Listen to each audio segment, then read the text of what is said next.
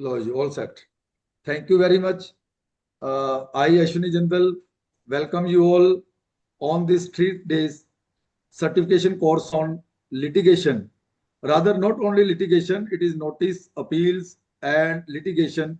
All things are covered at different level. May it be assessment at the level of 143 or 147, and Priksha ji has also covered many other things, may it be related to 144 or search related notices. Then yesterday we have the deliberation by CA Sanjay Agarwal ji on appeal before Commissioner appeals. Today we have our learned speakers and very close to us, Dr. CA Rakesh Gupta ji and CA advocate Somil Agarwal ji. Doctor साहब को तो मैंने CA doctor ही अकेला बोला, बाकी तो 5-6 डिग्रियां मैं उनकी बीच में खा गया, क्योंकि वो जब बायोडाटा, जब उनका रिज्यूमे प्रोफाइल जब पढ़ेगी नेहा, तब वो डिटेल में बताएगी कि इतनी डिग्रियां हैं, तो मेरे ख्याल में ना पूरी बुक का पहले फर्स्ट पेज तो उनसे भर जाता है डॉक्टर साहब का। तो I welcome you all. Doctor साहब is practising not only in ITAT तो अब इनका फर्स्ट स्टेप रह गया। He is practising in high court as well as supreme honourable supreme court. आज तक आपने डॉक्टर साहब को हमेशा सुना होगा लेटेस्ट जुडिशियल प्रोनाउंसमेंट के ऊपर, लेकिन आज हमने डॉक्टर साहब को रिक्वेस्ट की है कि मेंबर्स को जो आईटीएटी का procedure, how to proceed with, अगर आपका अपील, कौन सी अपील में जाना चाहिए, कौन में नहीं जाना चाहिए, कैसे क्रॉस, जहां आपने डिपार्टमेंट की अपील है तो आपने आगे कैसे उसका आगे अपनी क्रॉस डालना है, जहां उसमें प्रोसीडिंग्स में किन किन चीजों का ध्यान रखना चाहिए, व्हाट आर दी की पॉइंट्स, की insights for the ITAT tribunal point of view, और रिसेंट जजमेंट्स के ऊपर भी आपको आज डॉक्टर साहब बताएंगे, लिटिगेशन के रिलेटेड जितनी भी हैं इनकम टैक्स में। तो वी ऑल नो कि अभी इनकम टैक्स के आने वाले टाइम में सेक्शन भी बदलने वाले हैं, अगले साल से वो सेक्शन बदलेंगे, लेकिन कंटेंट ऑलमोस्ट सेम ही रहेगा। रादर उस कंटेंट के कारण ये हो सकता है कि दिक्कतें और बढ़ जाएं इंटरप्रिटेशन की। तो ये लिटिगेशन कम होने वाली नहीं है, बढ़ने वाली ही है in future after the implementation of new bill on the income tax law. तो we learner always and learn from doctor साहब how to appear before ITAT, क्योंकि आज की डेट में, पहले तो आ रहा था कि ITAT will also be faceless. कल और परसों का जो दिन था that was totally faceless, but in ITAT it is a mixture. I think in many cases they allow online hearing, although it is not faceless, it is online. Nowadays many proceedings are online, so that every members can attend the proceeding as well as appear before the ITAT and have the opportunity to practice in the ITAT. This course was specifically designed by analyzing all these things. तो मैं ज्यादा time ना लेते हुए मैं doctor साहब का, सोमिल जी का और अमरजीत कंबोज जी जो हमें पैनलिस्ट में नजर आ रहे हैं, योगेश बांका जी, देन रमन सेठ जी, और 246 पार्टिसिपेंट अभी हो गए हैं। तो मैं सबका चार्टर्ड अकाउंटेंट एसोसिएशन की तरफ से और वॉइस ऑफ सीए की तरफ से स्वागत करता हूं आज हमारे डे 3 में जो आईटीएटी के ऊपर है। देन फर्दर कोर्सेज में एट द एंड आपको आई विल अनाउंस कि आगे हम क्या नया लेके आ रहे हैं, क्या सर्टिफिकेट कोर्स और क्या प्रोग्राम, चाहे वो टैक्स ऑडिट के ऊपर हो, जहां फाइनेंशियल स्टेटमेंट जो आई हैं नॉन कॉर्पोरेट असेसिस के लिए, उसके ऊपर पहले प्रोग्राम हम कर चुके हैं, नेक्स्ट प्रोग्राम भी हम बड़ी जल्दी लेके आ रहे हैं, और भी बहुत प्रोग्राम हम आने वाले टाइम में लेके आ रहे हैं। जीएसटी ट्रिब्यूनल के ऊपर भी स्पेसिफिक प्रोग्राम लेके आ रहे हैं, तो that I will announce in detail. तो I will request Neha ji to introduce our today's guest faculties, CA Somil Agarwal ji and Dr. Rakesh Gupta ji. Thank you so much, sir. Thank you. And I would like to offer a very warm welcome again to Dr. Rakesh Gupta and CA Somil Agarwal. Thank you both of you कि आप हमेशा graciously हमारा invitation accept करते हैं जब भी हम आपको request करते हैं कि आपने हमारे members के लिए time निकालना है. Thank you so much. And I welcome all the panelists as well as all the participants जो आज हमें join कर रहे हैं on a Saturday evening. I know Saturday evenings are to relax, but thank you all कि आज आप हमारे साथ कुछ value add करने के लिए आए हैं अपने weekend में. I would quickly introduce Somil and Rakesh sir. So, CA Somil Agarwal is a lawyer by profession and qualified CA. He actively handles direct tax litigation and advisory. He has also done CS, CMA, DISA, LLB, LLM UK. He regularly appears before various benches of ITAT, High Court, and Supreme Court, and several cases argued by him have been reported in leading tax journals. He has spoken in various chambers and study circles on tax related topics. His articles on corporate tax issues have been published on ITAT Online and journals of various professional entities. I welcome you, Somil. I think I would take that opportunity to introduce Rakesh sir right before his deliberation. Will that be okay? Yes, yes, yes, yes. Yeah, yes, yes. Absolutely. Absolutely. Welcome you, Somil. Over to you. Thank you, Nehaji, for the kind words. My guru Rakesh sir, Ashwini Jindal sir, Kambodh sir, Raka sir, Raman sir, my seniors in the profession, and my very dear friends. As Ashwini sir said in this brief introductory remark, that the conference, the certification about income tax litigation, 3 days dedicated to litigation. And the chapter that we touch upon today is regarding the appeal before the Honorable Income Tax Appellate Tribunal. Income Tax Appellate Appeal to the Tribunal, Chapter 20B of the Income Tax Act deals with the appeals, and Part B of this chapter deals with appeal before the Appellate Tribunals, Income Tax Appellate Tribunal. Now, the first and foremost aspect that we need to understand is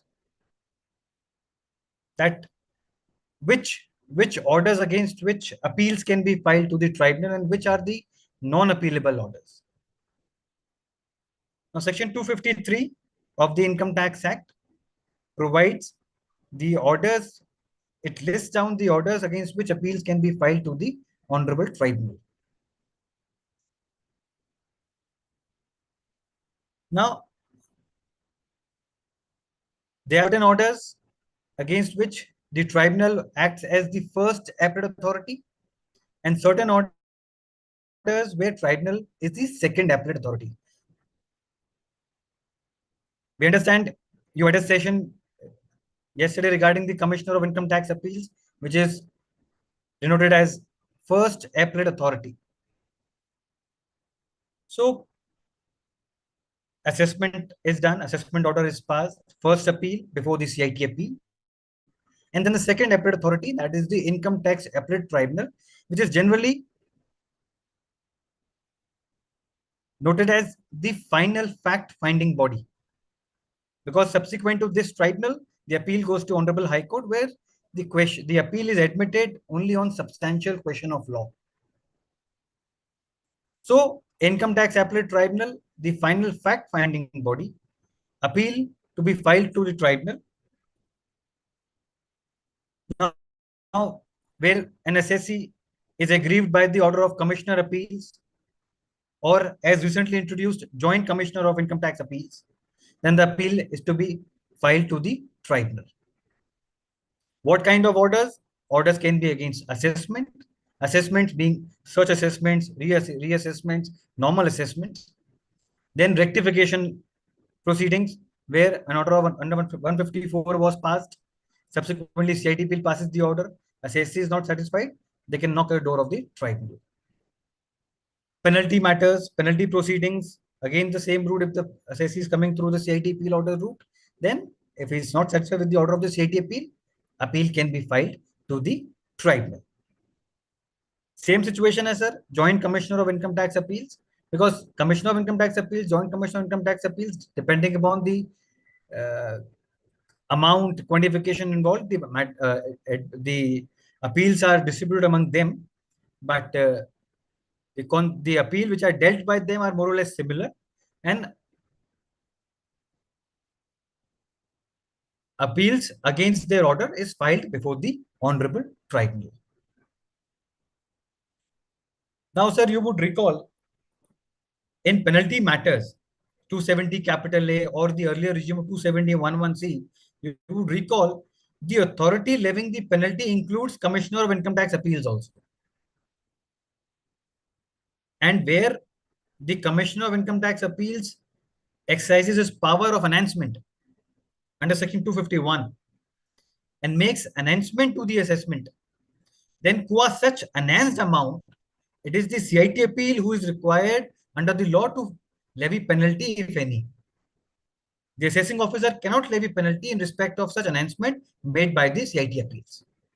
So in such situations where also the penalty has been levied by the Commissioner of Appeals or the Joint Commissioner of Appeals, as the case may be, in such cases also, the appeal is liable to be filed before the Honorable Tribunal. So these are the appellate orders coming from the CIT appeal route or Joint Commissioner of Income Tax appeal route that the appeals are filed generally as second appellate authority to the tribunal. Now we all are aware of orders under Section 263, where the Commissioner exercises power holding that the assessment order so passed is erroneous and prejudicial to the interest of the revenue. Then the CIT or the PCIT can revise the order, set aside the assessment order, or he can very well make the addition in his order and ask the EO to give effect to such order. Now, two kinds of CIT orders generally are passed. One, where CIT crystallizes the addition to be made in his order itself. And second, where the CIT says that the assessment order is erroneous and prejudicial to the interest of revenue. And under 263, I invoke my power and I set aside the assessment to de novo. Now the question arises, what is the remedy recourse available to the assessee subsequent to this? And Ashwini sir, I will devote some time over here because we have seen number of cases wherein 263 matters. An error of judgment is made, with utmost respect, I'll say that. And then a situation arises of continuation of delay, and I'll explain how. Now in 263 order, the CIT has made some observations and he has set aside the order. That is one situation. Another where he has made the addition in the order and AO only has to give effect to this order. Now, generally what we have seen is assessees, what they do is, like if he says set aside the order, then subsequent proceedings before the assessing officer are joined and submissions are made with the expectation that if anything goes wrong, we'll file appeal after the assessment order so passed in pursuance of 263 order. But the remedy which is missed out is the remedy of filing appeal against the 263 order. And I tell you, sir, number of times we have seen assessees come to us after the assessment order passed in pursuance to 263. And while reading the 263 order, it comes to us, in our view, it feels that yes, assessee should have filed appeal against the 263 order because the jurisdiction assumed by the CIT was itself bad. But since the time limit goes by, then the issue arises of continuation of delay, which we'll deal separately when I come to that. But this aspect, I want to emphasize that whenever we receive any 263 order, we must contemplate, and I would say invariably in most of the cases, appeal should be filed against the 263 order before the Honorable Tribunal.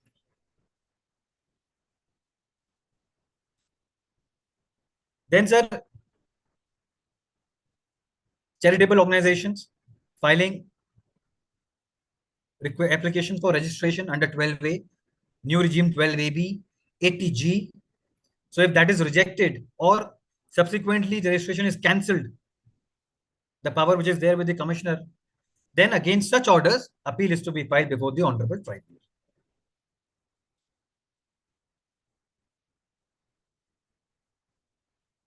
Sir, you would have noted I had used the word appeal route. Assessee coming through appeal route. My learned friends over here are aware about section 144 capital C. The dispute resolution panel, DRP, where in certain cases, in case of non-residents or residents having transfer pricing transactions, there the assessing officer initially passes a draft assessment order. And then assessee can either file his objections before the DRP and then take the DRP route, or the assessee can convey to the officer, look, you can finalize, you can pass the final order. I'm not opting for DRP. And then after the final order, the assessee can go to the CIT appeals. So these are two routes which are available in certain situations. So when the assessee opts the dispute resolution panel route, that is the DRP route, in that case, once the objections are filed to the DRP, then assessing officer will pass the final order after receiving the directions of the DRP. Now the DRP is constituted by 3 officers of the commissioner PCIT levels. So once their direction comes, and according to which assessing officer is bound to pass the order, if against such final order which is passed in pursuance to directions of DRP, then such final assessment order is challenged directly before the honorable tribunal. So these are the assessment orders against which direct appeal is filed before the tribunal. So my seniors in the profession would recall the earlier regime of block assessments of search, where tribunal used to be the first appellate authority. So in the similar manner, against this final assessment order, appeal is filed before the tribunal. Then, as I mentioned regarding charitable organizations, 12A ATG, similarly 1023C, where registration is taken under subclause 4, 5, 6, or 6A, any rejection or cancellation, the appeal will lie before the tribunal against the order of commissioner rejecting or cancelling the registration. So, sir, these are more or less the appealable orders as provided under section 253 of the Act. Now, the question arises, which are those orders which are non-appealable? One order that comes to my mind is section 264. Now, 264, same concept, commissioner invokes his power, but this time where an order has been passed which is prejudicial to the interest of the assessee, then on an application by the assessee or suo motu, the commissioner can pass an order under section 264. Now, if the 264 order is adverse, there is no appeal remedy available. Then the only recourse would be filing writ before the Honorable High Court. Interestingly, sir, I am reminded of a matter, and quite recently. Now, in this matter, assessee was aggrieved that the assessing officer had passed assessment without giving adequate opportunity of hearing, and that circumstances, those situations, that the opportunity was so inadequate and that was so writ large in the matter. I'll give you quickly the short facts. 14 December, the assessee receives a notice, show cause notice, for 7 years collectively, that 32 crores is the amount which I am giving a show cause, why this addition should not be made.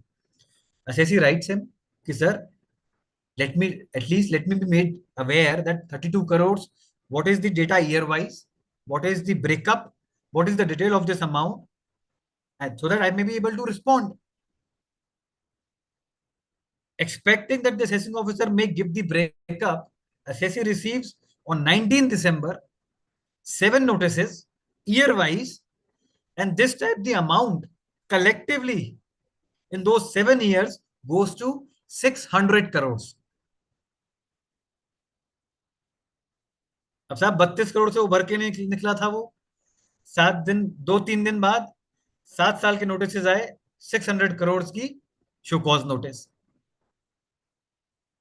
19 तारीख का issue किया, 21 तारीख को assessee को receive होता है और 22 तारीख की डेट है साहब। असेसी फिर विनम्रता से कहता है कि साहब मुझे ब्रेकअप बताओ, पहले 32 था अब 600 हो गया, डिटेल बताओ क्या है, मैं तभी तो कुछ जवाब दे पाऊंगा। But his misery were not stopping here. जब 26 तारीख को असेसमेंट ऑर्डर आता है जिसमें टोटल 7 साल में एडिशन होती है 740 crore. So the assessee filed an application under 264 to the commissioner कि साहब देखो ये हुआ है मेरे साथ, और ये सर्च असेसमेंट था, मेरा असेसमेंट पंचनामा के हिसाब से अगले साल टाइम बारिंग है, there was no urgency, let the give me detail and give me proper opportunity, I furnish the submissions. But साहब कमिश्नर साहब को नहीं पसंद आया, उन्होंने वो रिट एप्लीकेशन रिजेक्ट कर दी। assessee approached the high court, matter went on for years, for some reason or the other the matter could not proceed, or ultimately sir, honorable high court, seeing the facts of the case, were initially quite and quite prima facie, high court felt that yes, there is a miss of opportunity. But then the high court came up, and high court, the honorable bench, advised or suggested, I would say, that will it not be better if we give the assessee an opportunity to file appeal against this order of assessment, and we'll condone the delay and let him take that route. Again, he'll go back to 264. Then again, an assessment order will be passed. Much water has flown. Let this assessment order be challenged before the Commission of Appeals, and let them take it therefrom. So 2 points I want to emphasize from here, sir. One, against 264 order, there is no appeal. And second, when we approach the High Court in the writ, there are remedies which can be asked, which can be requested, which are not generally available. But the Honorable High Court, like the example I said, gave us the appeal route and condoned the delay. I recollect, similarly, a matter was there in which 14 disallowance was there, and Honorable High Court allowed us to go into appeal against the assessment order and gave us the condonation of delay, and our writ was again against 264, which was dismissed as satisfied. So, sir, another non-appealable order that comes to my mind is where assessee files a request for stay before the assessing officer, and then to his senior officers, additional, and then the commissioner. And against that rejection, this query comes to us number of times. तब ये CIT ने reject कर दिया हमारा stay, tribunal जा सकते हैं? No, sir. The order of rejection of stay by the commissioner is not appealable before the tribunal. But yes, when you file the appeal before the tribunal, stay application can be filed to the tribunal, on which again we'll come to it a bit later, how the powers of stay are exercised by the honorable tribunal, and under what circumstances, what balance of convenience tribunal examines to grant stay, and what stipulations tribunal can put in while granting the stay. So, sir, these are the appealable, non-appealable orders which I wanted to share. Coming to the second issue, quickly, the limitation. The limitation to file appeal before the tribunal. Now, I must say, the limitation provided under the Act was, and I'm emphasizing was, 60 days from the receipt of the order of the CIT appeals. But by Finance Act 24, with effect from 1st October 24, there has been a slight change in the limitation. Now the limitation is 2 months from the end of the month in which the order of the CIT appeals is passed and received by the commissioner or the assessee, whoever the appellant is. So from the receipt of the order, 2 months from the end of the month, the appeal can be filed before the tribunal. So that is a slight change only in respect of the appeals being filed to the tribunal. As far as the cross objection to be filed, there is no change in the limitation, which is 30 days from the receipt of the appeal filed by the other party. So an assessee, or wherein where the assessing officer has filed appeal to the tribunal, the department has gone in the appeal, an assessee has not filed appeal, and subsequently if any issues have to be taken, assessee can file a cross objection before the tribunal, and that has to be filed within 30 days of the receipt of the notice of appeal filed by the department. So sir, मान लीजिए department ने appeal file करी, and say in January 25, and the notice of that appeal is received by the assessee in March 25, then within that receipt, say on 15th March it was received, within 30 days, the cross objection has to be filed before the tribunal.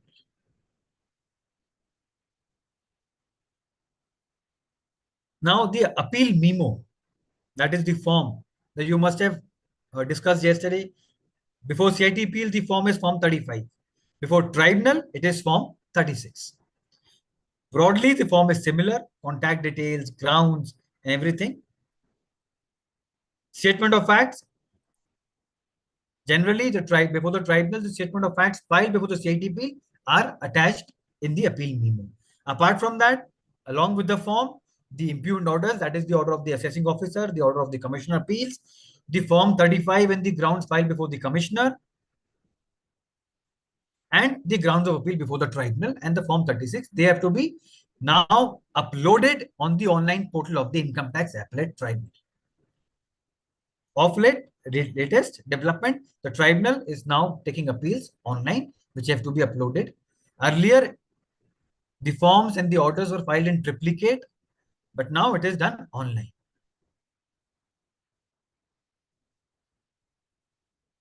Similarly, for cross objections, form 36A, which has to be filed, and along with that, the impugned orders have to be filed. In case of penalty, the penalty order, the assessment order, the form 35 and the grounds of appeal before commissioner appeals in penalty, the commissioner appeals order, and the form 36 and the appeal grounds before the tribunal. These are the documents which are attached and filed before the tribunal, which are uploaded for filing the appeal before the tribunal.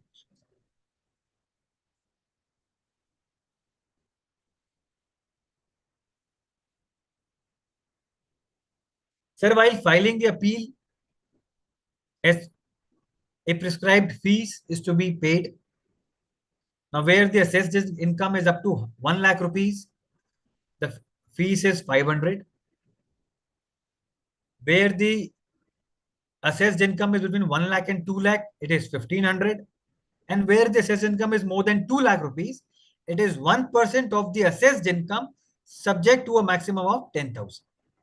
And where it is not falling, it is like rectification or it is a case of penalty, then the appeal fee would be 500 rupees. These are the appeal fees prescribed under section 253 of the Act.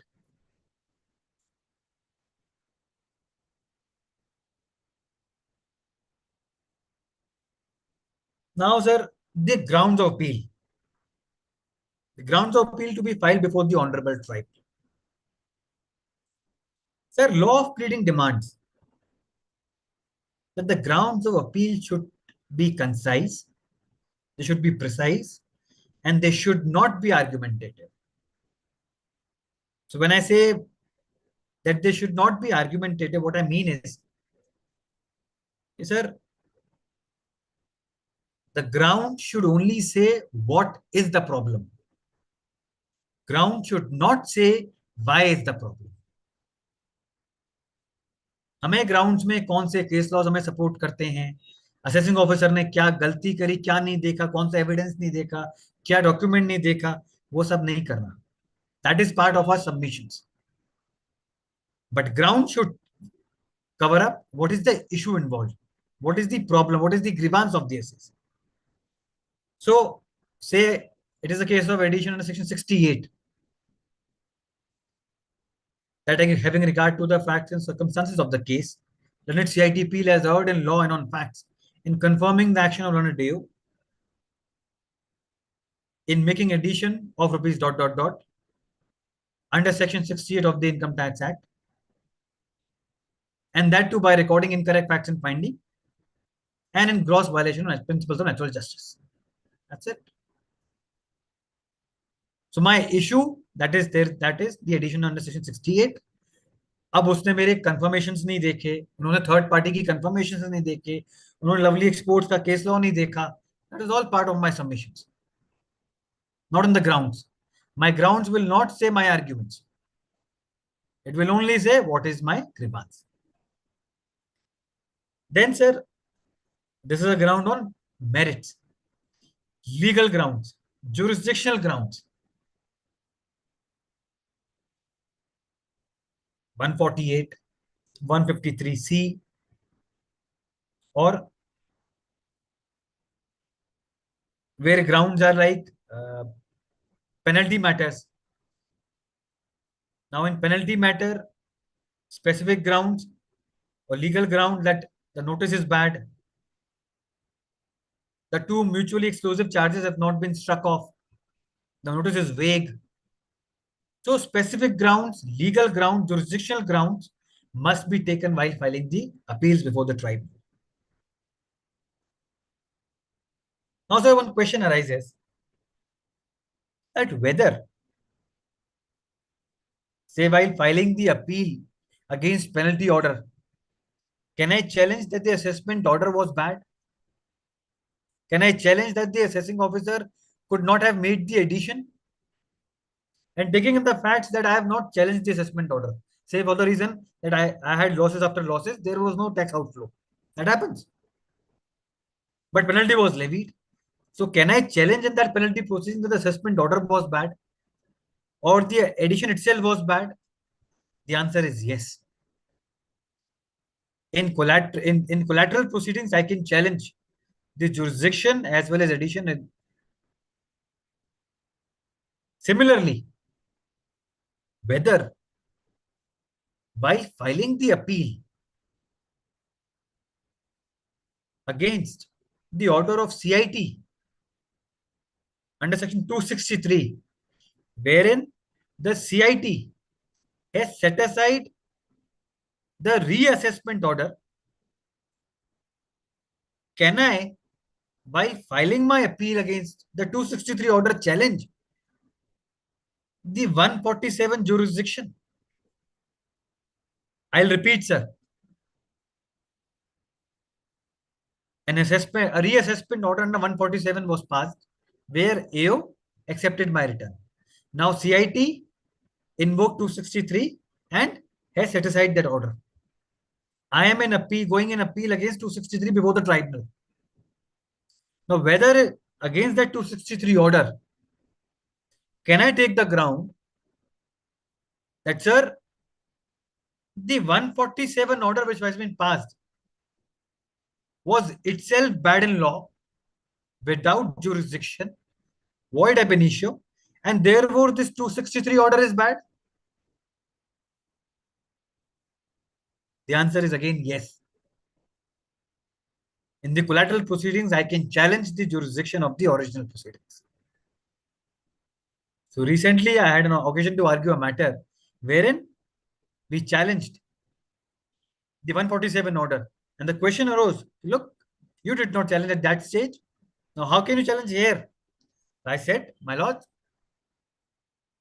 if I am able to show that the reassessment order itself is bad, itself is without jurisdiction, then how can such an order, which is bad in law, be erroneous and prejudicial to the interest of the revenue?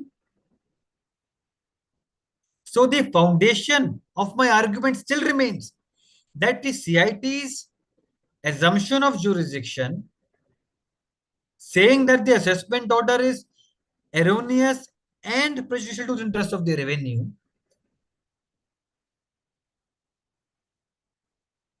that itself comes into challenge for the reason that when the assessment order itself is bad, then it cannot be prejudicial to the interest of the revenue. So the two conditions of 263 are not fulfilled.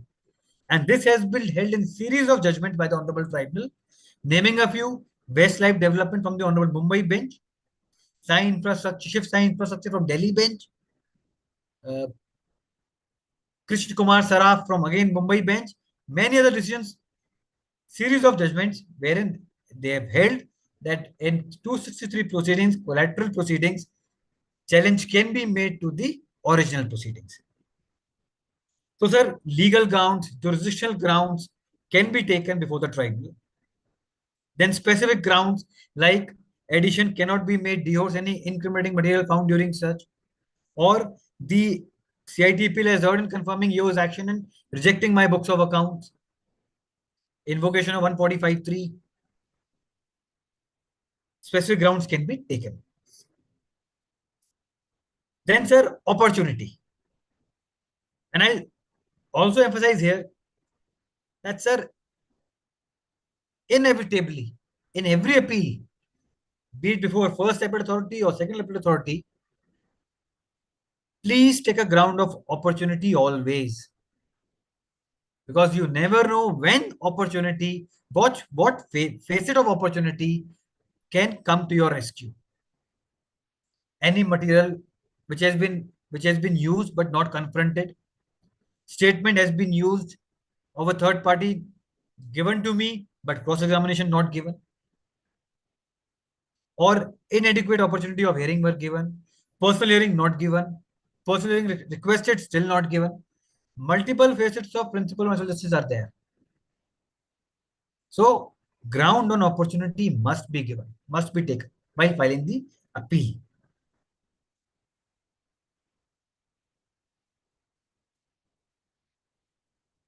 Then, sir, while we appear before the tribunal, now we have filed our appeal before the tribunal. We have prepared our grounds. Those have been filed. Now the stage is that we have to go and argue the matter.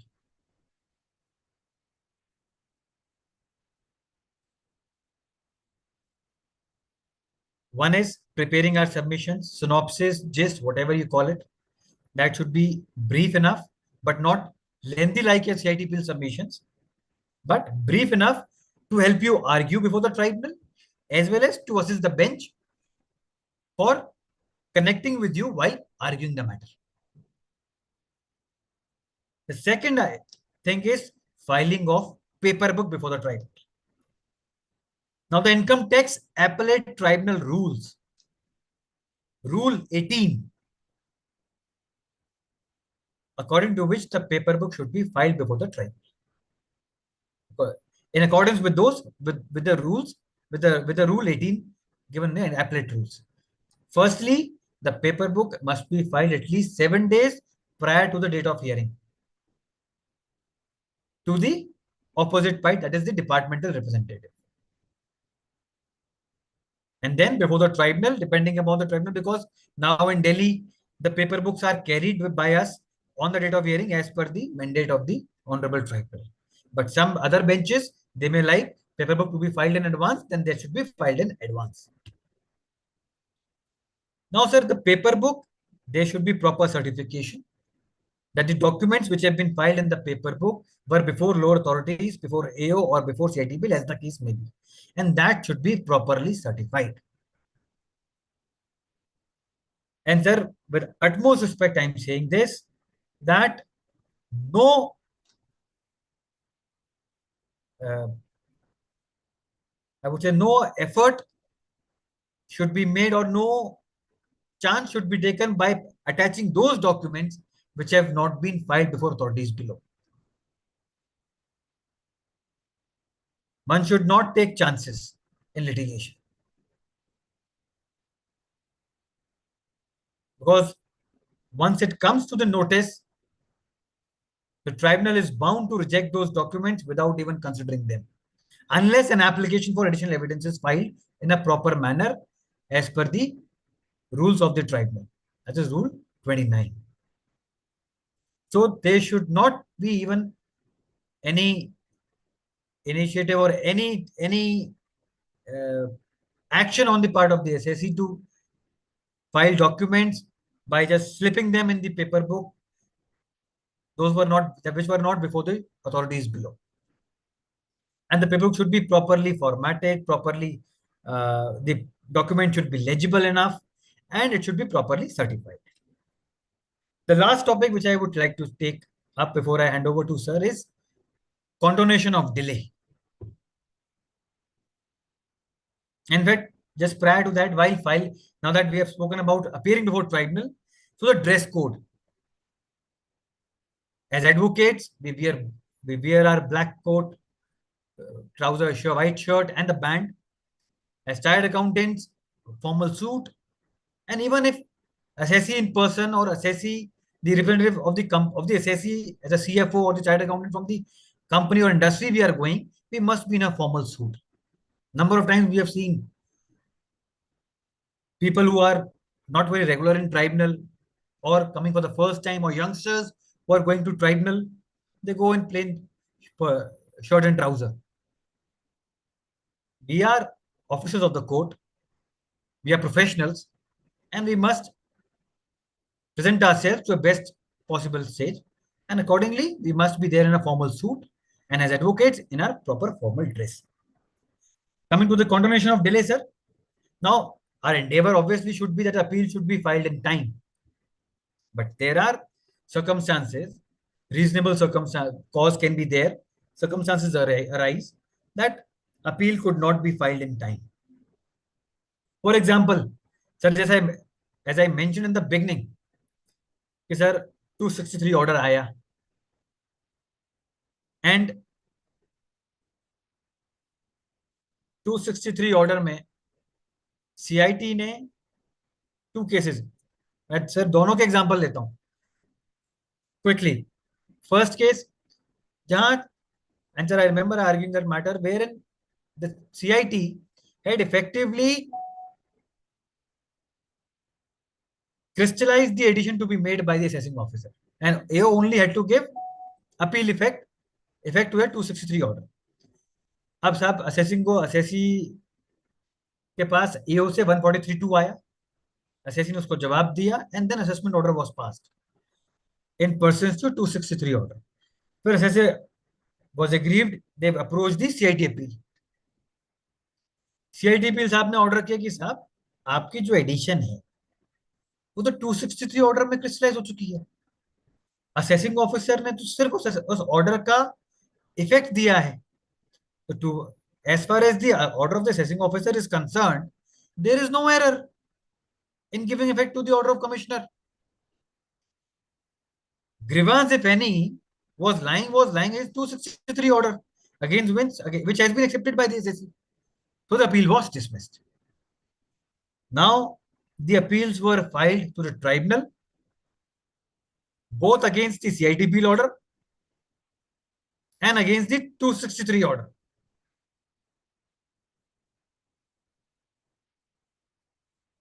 Now there was some huge delay. So the argument which was articulated was, and I had mentioned that the assessing officer gave me 143(2) and he asked me, what do you have to say? So it was submitted before the tribunal ki, sir, look, even the assessing officer has issued a 143(2) and is again asking the assessee to explain his case. So assessee was under a bona fide belief that after the subsequent proceedings, he will have to take further remedy. And which is evident from even the assessing officer's belief that he has issued 143(2). So that belief found by the assessee is a belief which was plausible, which anybody could have. And therefore, it is not a case where the assessee was not taking a remedy. Yes, assessee took a wrong remedy, but it was a case where assessee was vigilant. He is a bona fide assessee, and therefore the delay may please be condoned. And accordingly, the Honorable Tribunal, as the courts are a little liberal towards condonation of delay, they were kind enough, they were pleased to condone the delay, and they heard the appeal on merits. So, sir, while filing the application of condonation of delay, the application should be proper with all facts, and where it is circumstantial evidences, then it should be supported by a duly sworn affidavit. And where we have medical grounds, then proper medical documents, taking care that those documents are within those dates which relate to the delay period. And they should be properly referenced in the application, and accordingly application of condonation of delay should be filed. And last but not the least, while appearing in a matter before the tribunal where there is a delay, it is our responsibility as officers of the court and the councils, we first point out before the tribunal, my lords, there is a delay in the appeal, which we have filed an application duly served to the other side, and which we pray that the delay may please be condoned. And with the leave of the court, once they condone the delay, and then we proceed to argue on the merits of the appeal with the leave of the court. So, sir, the benchmark to say that yes, this application or the reason is plausible or reasonable cause, to my mind, is that the reason which is such that it appeals to the conscience of a person with ordinary prudence, then that is the benchmark that yes, it's a reasonable cause for which the tribunal may condone the delay. With this, I'll give quietus to my deliberation, and over to you, Rakesh sir, or Nehaji, as you may like to take it forward. Thank you. Thank you so much Thank for the you. patient hearing. Thank you. Thank you. Absolutely. Thank you, Somil. Thank you so much. I'd quickly introduce Dr. Rakesh Gupta, who's a well-known name in litigation. He has done CA, CS, AICWA, MBA, LLB, LLM, and PhD. He was appointed member of ITAT Hyderabad. He co-authored with his partner, Dr. Raj K. Agarwal, 3 books published by Taxman on search and seizure, real estate taxation, and Black Money Act. He's practicing as an advocate in ITAT High Court and Supreme Court, argued high profile cases of the country, which we all know about, participated in UN Committee of Experts on International Cooperation in Tax Matters. He's also a member of International Association of Tax Judges and has spoken on various platforms, including Chamber of Commerce in various countries, and of course, Voice of CA. Thank you so much, sir, for joining us today. Over to you. Thank you. Thank you, Ashwini ji, Neha ji, Amarjit ji. I will start emphasizing certain points made out by Somil. Regarding 263 order, it has been our experience that we do not see the importance of filing appeal against the 263 order. We probably remain under this impression that when the assessing officer, pursuant to the 263 order, will pass an order, and at that stage we will file an appeal. Yes, of course, we will file an appeal against the consequential order, but then the jurisdiction to agitate against that consequential order will be within the confines of the order passed by PCIT in a 263. We cannot agitate in that appeal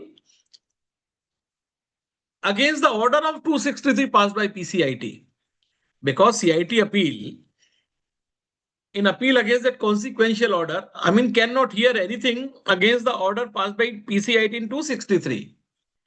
So many times I have seen my chartered accountant friends, lawyer friends, they do not file appeal against the very action of PCIT in assuming jurisdiction under section 263 and passing order under section 263.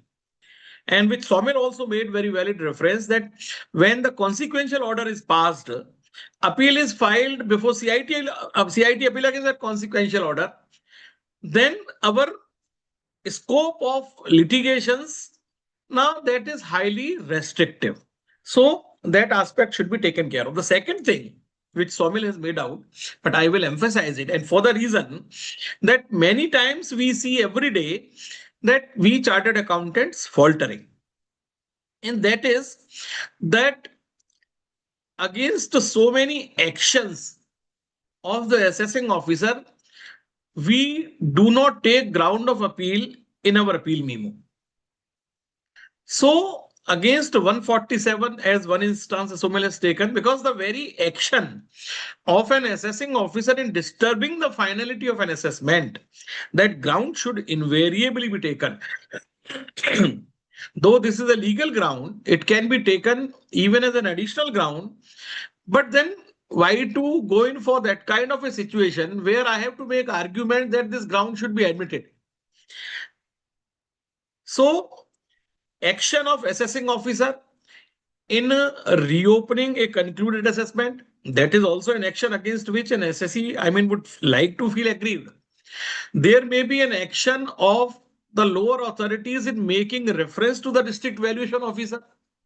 So against that action of making reference to the district valuation officer, an assessee may feel aggrieved, but then the grounds are not taken. Now, one thing which Somil has highlighted that is very important, that ground should be taken in appeal about the absence of the principle of natural justice.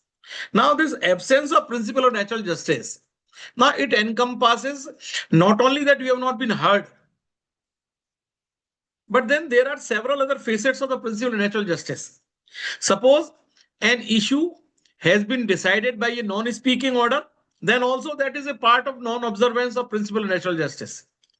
So that ground should invariably be taken, and Somil has rightly said that you never know that that ground of absence of opportunity of hearing or absence of observance of natural justice may come to your rescue. I mean, at which point of time, I mean, you never know. Then the other issues which Somil has left, and then I would like to deal about the cross objection. Now, this is also an area where we chartered accountants and lawyers do not pay adequate attention to this. Now, if the revenue has filed appeal, then I have got right to file cross objection in respect of the issues decided by CIT appeal or may not have been decided by CIT appeal. I am entitled to file my cross objection. So any other aspect which is there in that appeal, I am entitled to file cross objection. I may have chosen when the order of CIT appeal was received by me that what is the point in filing appeal because the quantum involved is less, or on merit I have got the relief. So why should I challenge the jurisdiction, or why should I raise the legal issues? But once the department has set the ball in motion by filing appeal, then within 30 days from the date of the receipt of that intimation, I must implore the right to file cross objection to the appellate tribunal by raking up those issues on which you initially thought that there is no point in filing appeal. But now thinking that, of course, when the matter is already in litigation, then I must rake up the issues. So kindly to remember that the entire order is again open and I can challenge any part of the order of the CIT appeal by filing cross objection. But then there is a time limit, 30 days from the date of the receipt of the first intimation or receipt of the ground of appeal of the department. I must file cross objection, and that is a very valuable right, and I must. Now, along with this cross objection, now there is a Rule 27 applications, which can also be filed. But then there is a difference between the cross objection and the Rule 27 application. Rule 27, when I say Rule 27, it is a Appellate Tribunal Rules 1963. Rule 27 of such rules provide me an opportunity to file Rule 27 application to agitate on an issue which has been decided against me by the CIT appeal. So on an issue on which CIT appeal has decided a particular issue against me on which I did not file appeal or I did not file cross objection, then I am entitled to file Rule 27 application, and for which there is no time limit. And the Rule 27 application can also be filed to support the order of CIT appeal. Then stay before the tribunal. Now, earlier there was no explicit statutory power in the statute given to the tribunal, but then the Supreme Court, since long back, had held that the appellate authority have got all those powers which are incidental and ancillary to the power of disposal of the appeal. Power of disposal of the appeal is the main power. Then incidental power is that of to grant stay, because if that power to grant stay is not arrogated to that appellate authority, then the Supreme Court said in long back in Muhammad Kuni's case in 71 ITR, then the very efficacy and effectiveness of that power to dispose the appeal may be jeopardized. So tribunal, and since last several years, almost of 25, 27 years, now that power to grant stay has been recognized in section 253 of the Income Tax Act. Earlier, by making an oblique reference that challan in case of a stay application will be of this much of amount, thereby an indirect recognition of the power of the tribunal to grant a stay. So, but then that power to make application for stay before the tribunal arises only when the appeal is pending before the tribunal. Many times my chartered accountant's friend, now they remain under this impression that we moved stay petition before assessing officer. Now when he did not dispose, then we filed our stay petitions before CIT appeal.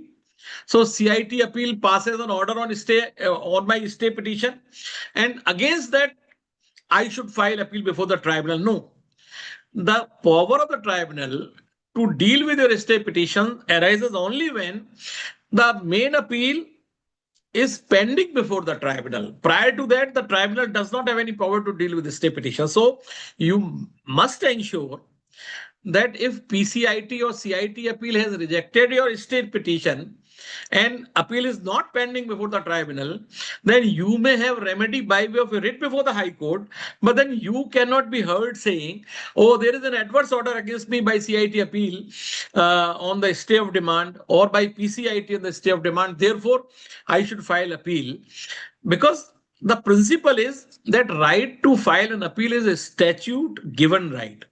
And since it is a statute given right, so statute says that these orders are appealable, only those orders are appealable, and appeals can be filed only against such kind of prescribed orders. So there is no appeal prescribed against the dismissal of stay petition by CIT appeal or PCIT. That is why Somil made a reference.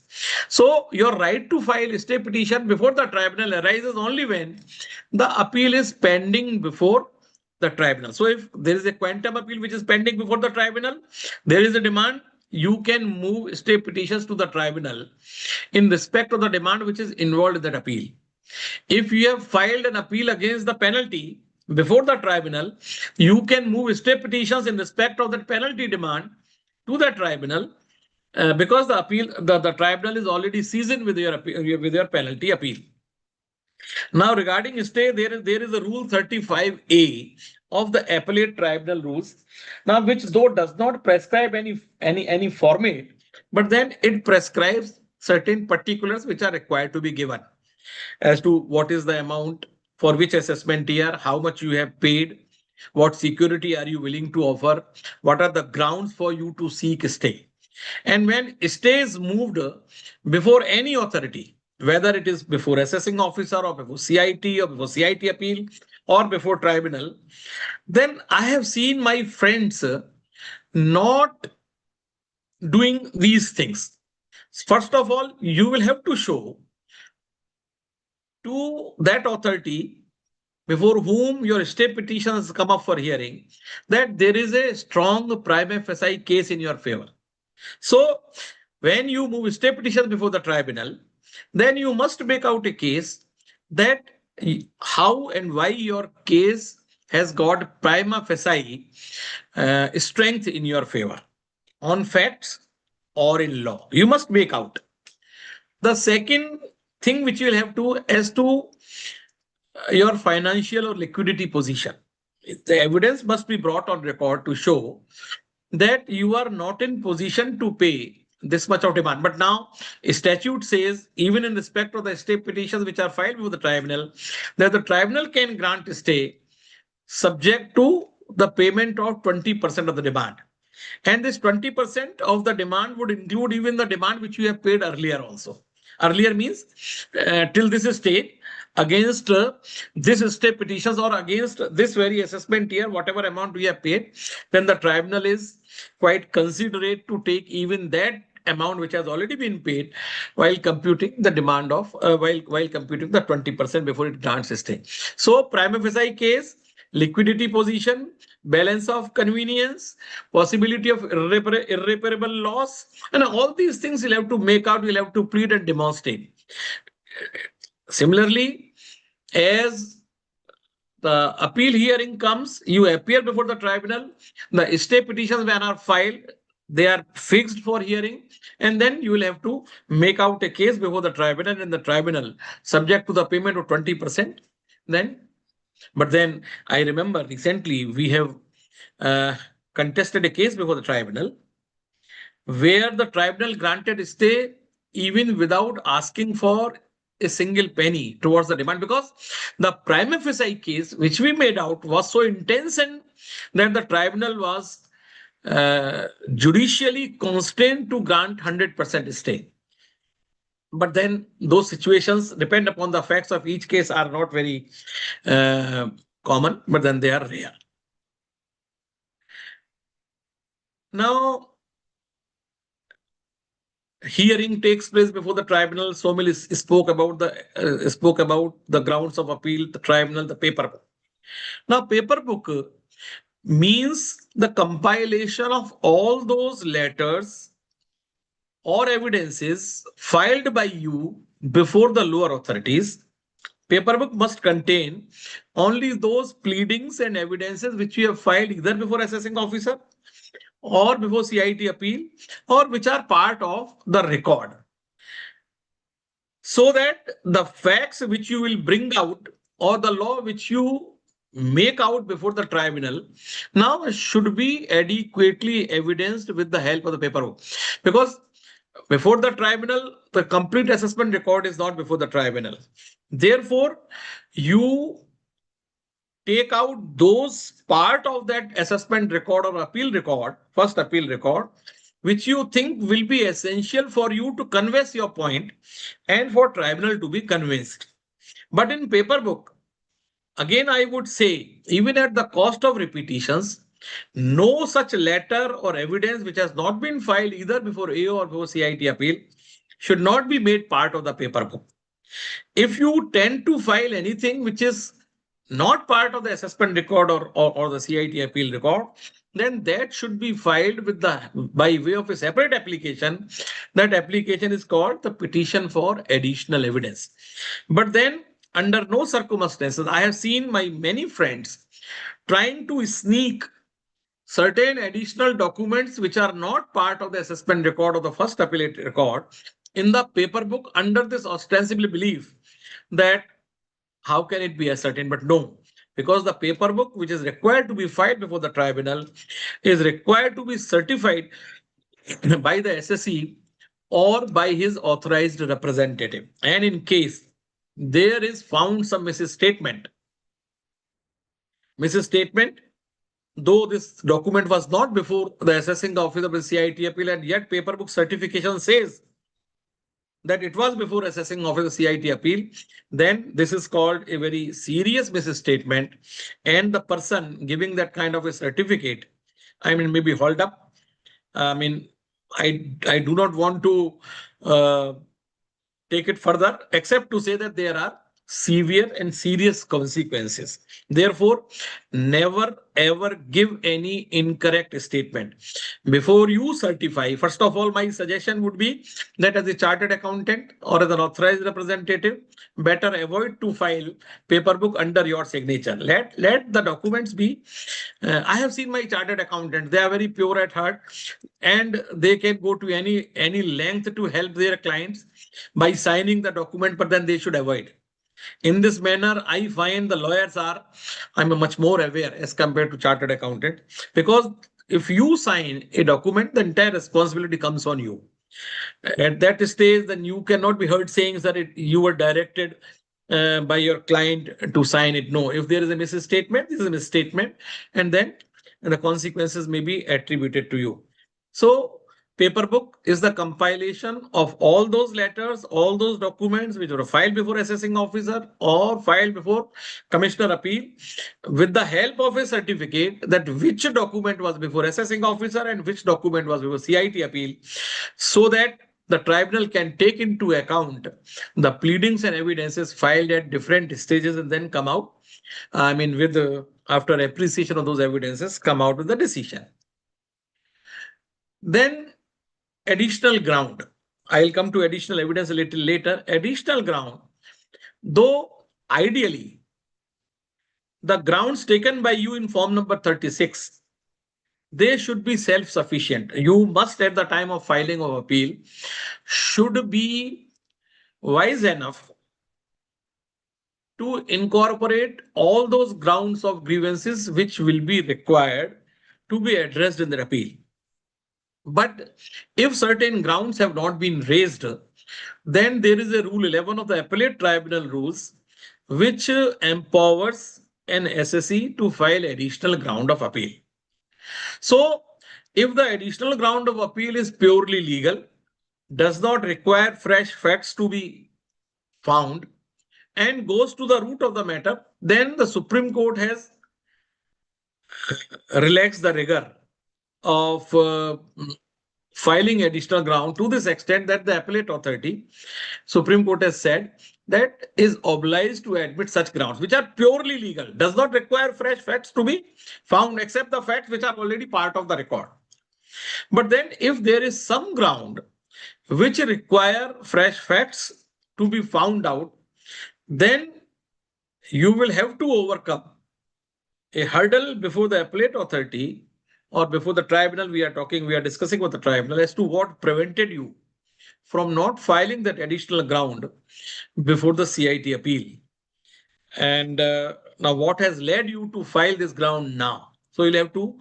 So when you intend to move an additional ground, you are required to file a petition before the tribunal, and that is required to be filed in triplicate, one copy to be given to the opposite party and 2 copies for the tribunal, for the members. And then when that petition is filed, first of all, the arguments will have to be made by drawing the attention of the bench, sir, with respect to this ground number 3, say we have filed an additional ground or we have filed an additional ground. So first of all, on the admission of that additional ground, there are likelihood the tribunal will say, okay, first of all, make arguments on that. Regarding the additional evidence, as I said a little while ago, that evidence which have not been filed either before AO or before the appellate authority are additional evidences. And Rule 29 of the appellate tribunal rules, though does not bar you to file additional evidence, but then it requires you to make out a case before the tribunal as to what has prevented you from not filing these evidences either before AO or before CIT appeal.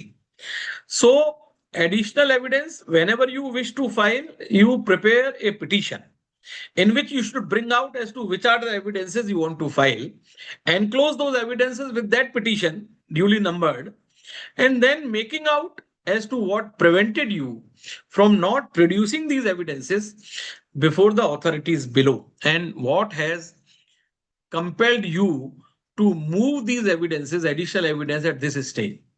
Because again, this petition, like the petition of the additional ground, is required to be filed in triplicate, 1 to the opposite parties, 2 for the bench. And on the date of argument, then you will have to make out by drawing attention of the bench that, sir, with respect to such ground, I have filed an application or petition for additional evidence, and then you will have to make out a case that the tribunal will decide if at all these evidences need to be admitted or not. So additional ground and additional evidences, I remember, and which I often quote, I was taught the very first lesson, and which is also one of the most important and precious treasure with me. My Guru, Shri K.C. Singhal, who retired as Vice President of the Tribunal, he told me in 1984 when I joined the profession and when I showed inclination for the litigational practice, he told me one principle which I owe a duty to share with my fellow professional friends. He said at that time, Ki Rakesh, you envisage, you contemplate, you visualize which evidences are required to be taken into account by you during the entire proceedings. You bring them on record before the assessing officer, because if you do not bring them before the assessing officer and you lead to a situation that you happen to file these evidences before CIT appeal or before the tribunal, then take it from me that half of the case is lost. Because first of all, you will have to overcome the hurdle before CIT appeal under Rule 46A of the Income Tax Rules before the tribunal under Rule 29 of the Appellate Tribunal Rule as to why these evidences were not filed either before AO or before CIT appeal. And first of all, that appellate authority would be under obligation to dispose of this petition, that whether that appellate authority, if at all, has to take into account those additional evidences or not. He said that these very evidences, which have become additional evidences today, had you filed them before the assessing officer, then every authority would have been under legal obligation, would have been obliged to consider the effect of those evidences. But then sometimes the situations do arise like this, where some issues are decided without giving adequate opportunity by the assessing officer, or decided by CIT appeal without confronting us. So in that situation, we do not have any option but to go in for a filing of additional evidences. But then your skill depends upon, in most of the cases, when you visualize which evidences would be required, at which stage, and you ensure to place all those evidences before the assessing officer. That is the art. And if somebody asks me, and I must candidly confess that if somebody asks me as to what is your biggest strength in litigation, I would say this capacity to visualize as to what evidences would be required and then placing them before the assessing officer. I can afford not to make assessing officer aware as to why I am placing this evidence on record, but the very fact I am placing that evidence on record, I am entitled to draw inference based upon that evidence before the appellate authority. But if I had not been able to place that evidence on record before the assessing officer, then a sizable portion of my energy is liable to be frittered away, first of all, to get that evidence admitted before the first appellate authority or before the tribunal.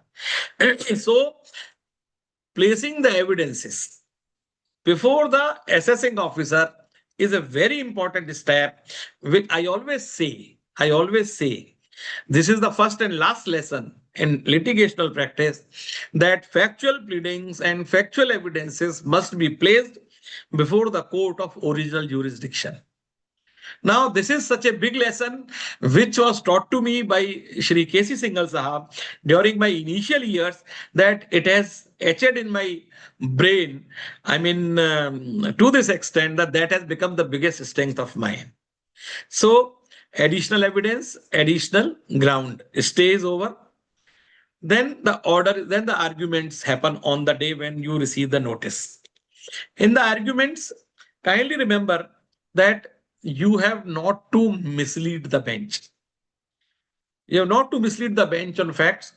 You first of all bring out the issue-wise, you bring out the facts which you want, or like this, if I say like this, you make out or bring out the facts which are admitted by you as well as by the other parties with respect to an issue, because you will have to show it from the assessment order, from the CIT appeal order, sir. This is the factual situation which I pleaded and on which neither assessing officer has got any objection or CIT appeal has got objection. Rather, they have admitted this thing. So this is the admitted fact. Now, certain facts which are not admitted, which are contested by you, then you say those facts and then prove those facts with the help of the pleadings which you have filed, with the help of evidences which we have filed, and then you establish those facts. So on the basis of admitted facts and on the basis of now proved facts, all the facts put together, now what is the law? You prove the law, you bring out the law, and then support that law with the help of the judicially decided decisions. And then you meet each and every adverse observations of assessing officer, each and every adverse observation of the CIT appeal. Now, if you dissect your arguments in this manner, then you would be able to present your case in a very coherent manner. I have seen my chartered accountant friends. Now, what do? They mix up. Sometimes they will say of their own. In the next breath, they will oppose what assessing of CIT appeal has done. No. First of all, you concentrate your energy in establishing your case positively. First of all, you positively prove your case. Sir, this amount of salary has been paid to such and such person. Here are the pleadings, here are the evidences. And this is the position that if I am able to prove that this expenditure has been incurred wholly and exclusively for the purpose of my business, these are the judicial decisions. So till this stage, I have proved it positively. Now you pick up each and every adverse observations of CIT appeal, each and every adverse observations of the assessing of. So this will avoid the situation of back and forth. And this will avoid the situation where you yourself confuse, you get yourself confused or you confuse the bench. So dissection of arguments before the tribunal or before any appellate authority should be like this. Yes, sir, with respect to this issue of section 68, first of all, I will prove my case positively on the basis of the admitted facts, on the basis of facts which I would prove. Then on the strength of these facts, then what is the position of law, I will explain. Then I will support that position of law with the help of the judicial decisions. And then I will pick up each and every adverse observations from both the authorities and then meet. Now, if you do arguments like this, or even before CIT appeal, you make your written submissions in this manner, you will find that your arguments, your submissions are much more coherent and effective. But then in that process, kindly see, never lose a bench, never lose an appellate authority. Sometimes a person may think, a person who is arguing for SSC may think, oh, I should withhold this thing. I may misstate this thing. It may enable the case to be decided by. No, cases are won, cases are lost, but never lose a bench. Never lose the appellate authority, because the confidence, many times when you rise to argue, many facts which you state orally, the benches tend to take those facts on your face value. Okay, this is the fact which you have stated. Because if you say that SSC is engaged in this business, they never ask you, okay, you show us where that SSC is engaged. How then you would prove it with the help of the finding in the assessment order, or if the assessing officer has not recorded what kind of business, then you will show it with the help of other evidences, like the tax audit report or some letter which you have. So many facts which you state as a counsel, the appellate authority has got an implicit sense of confidence in you. So that confidence is very valuable piece of confidence that should never be allowed to be lost. That is what I'm emphasizing. Then the next issue which I would like, yes, sometimes then the tribunal order comes, there may be certain apparent errors. Then you are entitled to file a miscellaneous application. But then kindly remember one important thing, which my chartered accountants friend now tend to omit and forget. Now, for filing miscellaneous petition, there is 6 months period from the date of the order of the tribunal, not from the date of the receipt of the order of the tribunal. So, in many cases where the department has filed miscellaneous applications before the tribunal, based upon the date of the receipt of the order of the tribunal by the jurisdictional commissioner, but then period of 6 months is gone, then the tribunal is dismissing their miscellaneous application, because section 254(2), in which this amendment has come, now that says 6 months from the date of the order of the tribunal. So whenever High Court, would in certain situations jump, only then there may be dilutions as to which date, the date of the order or the date of the receipt of the order, that may come. But as of now, the position of law is that 6 months from the date of the order of the tribunal. So if there are errors which are apparent from record, because there is no power of review with the tribunal can rectify an error if it is manifest, if it is apparent from record. An error can be said to be an error apparent from record when there is a mistake of fact or mistake in law, which is so obvious and patent that there can be no conceivable two opinions on it. So only then the tribunal can be compelled to rectify its order. Some facts have been wrongly stated by the tribunal. Then also your petition for rectification because this is an apparent.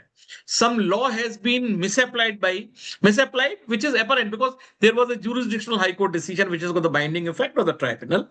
But then the tribunal has gone or has not considered that decision or has gone contrary to that decision. Then, since that is a jurisdictional high court and any order of any authority within the jurisdiction of the high court has to be in line with the decision rendered by the high court, therefore it constitutes a mistake apparent from record. So miscellaneous application then needs to be filed within 6 months from the date of the order of the tribunal. Now bringing out separately the apparent errors. Make out your petition for miscellaneous application in this manner. That's number 1. Tribunal has recorded this finding in this para. Then point out now what apparent error now has crept in that finding, and you are saying based on what? This is very important. Now, merely saying there is an apparent error without pointing it out as to how and on what basis, I mean, that is like throwing the water in the sand. So that must come. So miscellaneous application is also heard, like an appeal is heard. The department opposes, and then the tribunal takes the judicious view as to whether there is an apparent error or not. Ex parte order by tribunal. Sometimes SSCs do not appear before the tribunal, then the tribunal proceeds ex parte. Though the tribunal should dispose the appeal ideally on merit, but then tribunal many times take a shortcut route and decide the appeal against the SSC on account of non-prosecution. But then whether ex parte order is because of the non-prosecution or ex parte order is for some other reason, then an SSC is entitled to make an application for the recall of that order. Petition has to be filed under Rule 24 and 25 of the Appellate Tribunal rules, and then you will have to make out as to what has led to you not to appear before the tribunal on the day when it was decided ex parte. And in case the tribunal is convinced, you must make out. I have seen many times certain petitions are so casually drafted by our friends. Whether it is a condonation petition, the most casually drafted petitions are condonation petition, which Somil has highlighted. Now, condonation must bring, because power to condone the delay is there with the tribunal only when you are able to show good and sufficient reasons for you to file delayedly. So the good and sufficient reason is something which is based on facts. Facts are within your knowledge. You will have to plead facts. Not only you have to plead facts, but then you have to support facts. Those support facts have to be in the form of some documentary evidences, but certain facts may not be there in the form of documentary evidences. There may be circumstantial evidences. So condonation petition must be drafted with sincerity. Now, incidentally, I'll take reference to adjournment petitions also. Now, if there is any petition which is drafted most casually in the tribunal is the adjournment petition. As if we go there that we ask for the adjournment, it will be granted. Suppose I draft casually without bringing and establishing as to on what good and sufficient ground I am seeking the adjournment, and adjournment is refused. Now against that refusal, you will go to High Court. And High Court, I mean, no, you cannot make out a new reason before the High Court. Your adjournment petition now will be a launching pad for you to agitate the ground of tribunal not condoning before the High Court. So every petition should be drafted, I would say, not only in respect of adjournment petition, not only in respect of the condonation or delay petition, not only in respect of additional ground petition, not only in respect of additional evidence petition, any petition should be drafted in such a manner and on this premise that in case tomorrow it is rejected and day after you have to go to the higher forum, that is the High Court, then the contents of your petition before the tribunal which has been rejected should act as a catalyst, should act as a basis launching pad before the High Court to show that, sir, I pleaded this, I showed this with the help of this, and yet tribunal dismissed it. Now you kindly, your lordships, that kindly come to my rescue. So all petitions should be made on this premise that if it is rejected, then what would happen? So let us be very sincere. Let us be very serious in making our petitions and supporting the governments in those petitions with the help of direct documentary or circumstantial evidence. So ex parte order recalling now is all right. Then jurisdiction of the tribunal benches. Now, Supreme Court has said in ABC's case that the situs of the assessing officer would decide. So it is the, in fact, in case of the tribunal,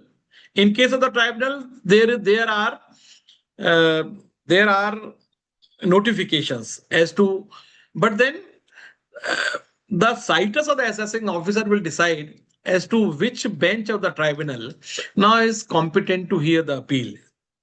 So that has to be seen. Dress code regarding dress. Now I have seen my chartered accountant friend appearing before the tribunal now without the proper dress. Now what should be the dress? It has been given in the appellate tribunal rules that there has to be a buttoned up shirt with a tie and coat, or if there is any prescribed dress code under the chartered accountant's regulation, that should be.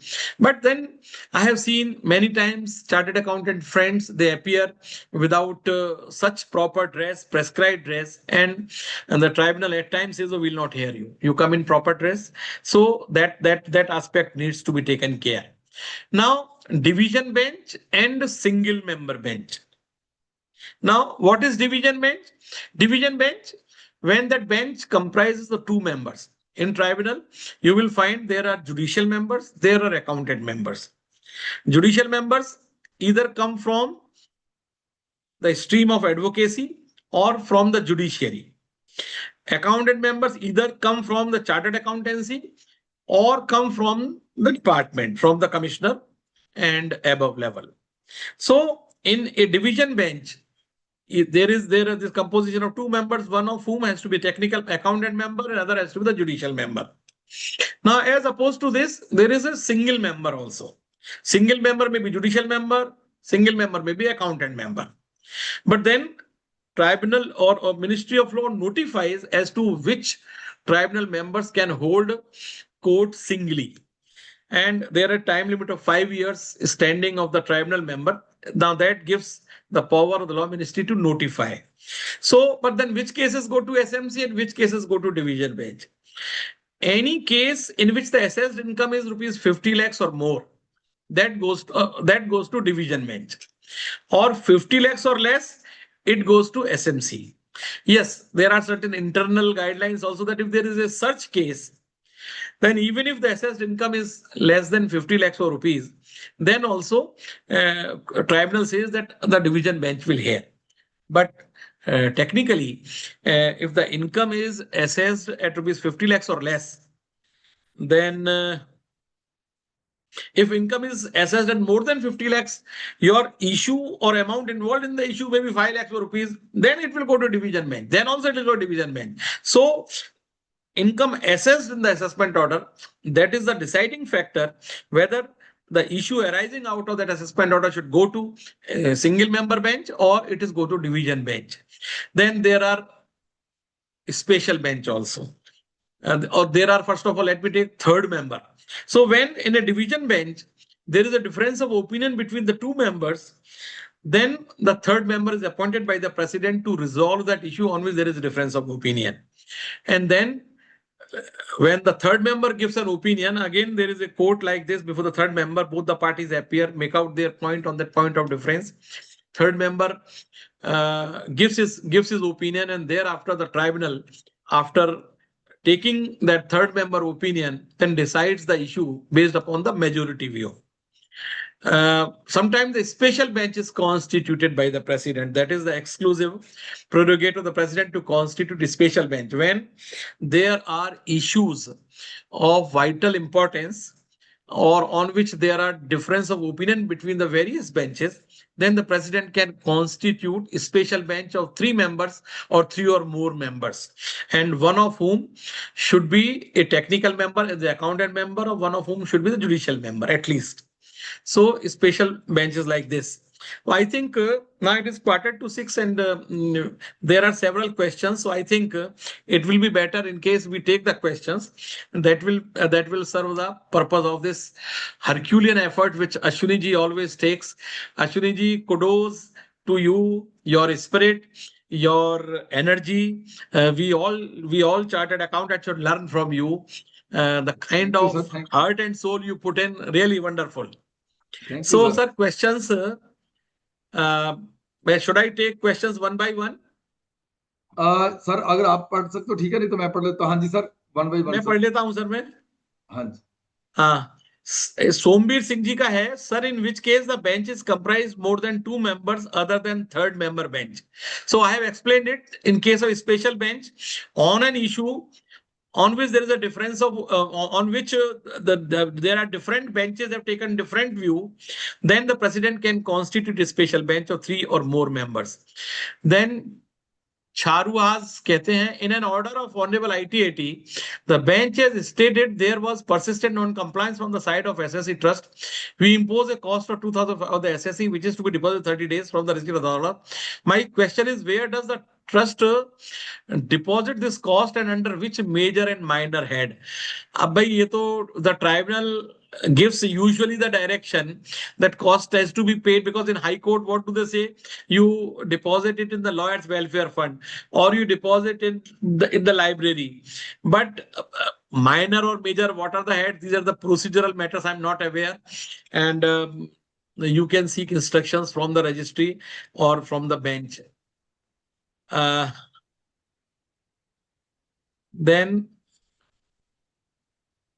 Then Pankaj Mahajan. In one of the cases under jurisdiction of central charge, proceeding under section 143 were completed within 20 days from the date of issuance of first notice under section 142 and without affording effective opportunity of submissions. Oh, lost. Yes.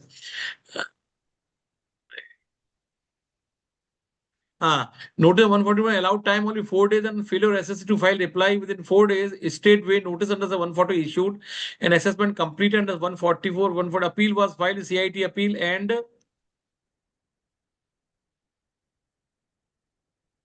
remand report was demanded. The CIT set aside the assessment. तो फिर question क्या है? Can we go for appeal with ITAT and will it be beneficial to SSC or should we go for fresh assessment with AO? That depends upon the facts of the case. Now, whether we should file appeal or we should go before assessing officer again. So that depends upon. So I think, can any new claim be filed before ITT directly, which is not claimed in ITR and not taken up before AO or CIT? Yes, we can file a new claim before the assessing of, before the tribunal, of course, but then you'll have to make out as to why this claim has been made for the first time. So it can be made. Sarang Saraf कहते हैं, paper book, do we have to file original papers or Xerox copies of documents certified by SSE to be true copy? Yes, that is. For example, delay condonation filed before CIT appeals, so affidavit, medical certificate, all of the documents. Yes, they should be filed. When ITAT CIT appeal allows an appeal for statistical purpose to enable verification by the AO, but during verification, the AO does not accept the SSC's contention. Is the AO's order appealable? Yes, it is appealable. If yes, should the appeal be filed afresh with CIT appeal? Yes, it should be filed with CIT appeal. Or with the authority? No, it should be filed before CIT appeal. Then next, I think ये वाले तो खत्म हो गए. ये कुछ procedural है. Somil can tell, is e filing a substitute for normal filing? I do not know regarding e filing because Somil, can you as of now, e-filing is being done. That is the primary filing. It is only in some benches, some members of filing may require physical copies at the time of hearing. That can be given. Okay अच्छा, एक और चीज पूछी थी कि जो cost जमा करानी है ट्राइब्यूनल में बेंच के डायरेक्शन पे, वो किस माइनर मेजर क्या होता है वो? नहीं, वो तो पहले तो ये क्लैरिटी हो कि कॉस्ट जमा कहाँ होगी, तो it is better to connect with the registry, they would be in a better position to guide कि कहाँ जमा करनी है। ओके, कंबोज सर पूछ रहे हैं, sir do bench put cost on revenue also? Yes yes, though that is a different matter, they may be slow to impose cost on the revenue, but then instances are not uncommon where the cost has been settled on the revenue. एक sir यहाँ 19 question and answer में 19 question आए हुए हैं, तो ये पढ़ता हूं। भूषण भाकड़ जी का है, can we take ground of error और ALEGE, ये तो समझ में नहीं आया क्या word, error Allege earlier consultant mistakes, है ना? a mistake for delay condonation. You can take, but then it is a question of fact. If there was an error on the earlier counsel, then you can take it. But then if we take any ground in respect of any aspect by throwing burden on the previous consultant, I mean, that is not a very soothing situation.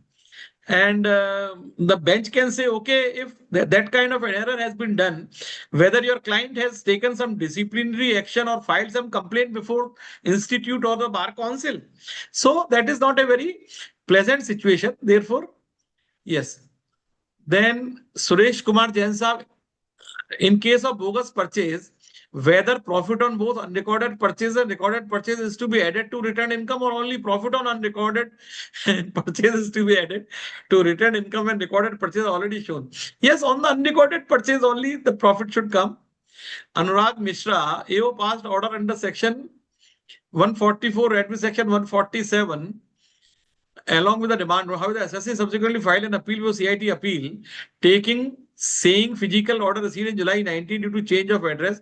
CIT dismissed the appeal, citing a delay of 595 appeal. Since an order under Section 250 had already been passed, the assessee was also denied the benefit under Vivad Se Vishwas scheme in 2025. The delay and adverse outcome were primarily due to inadequate representation, improper handling on the part of the assessee. However, the case involves substantial merit. Remedy sought.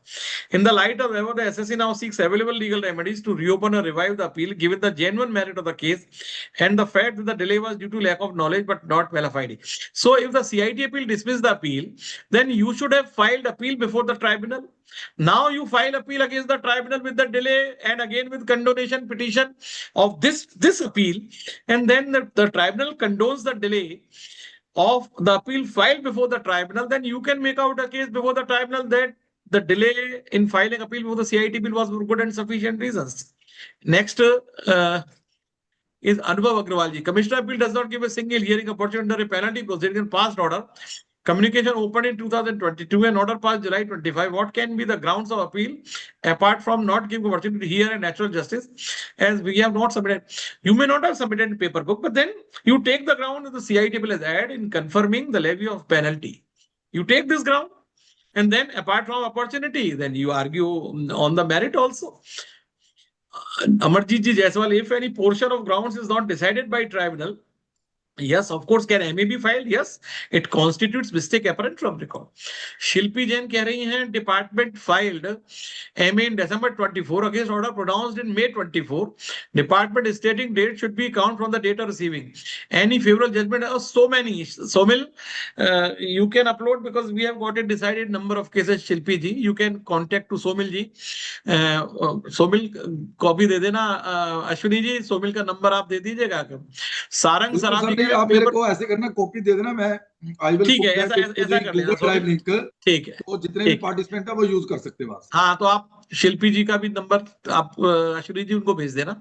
Sarang Saraf जी कह रहे हैं paper book, do we have to file the original paper, xerox copy? Yes, xerox copy. Bhushan ji कह रहे हैं income declared under ITS scheme and form 4 is issued.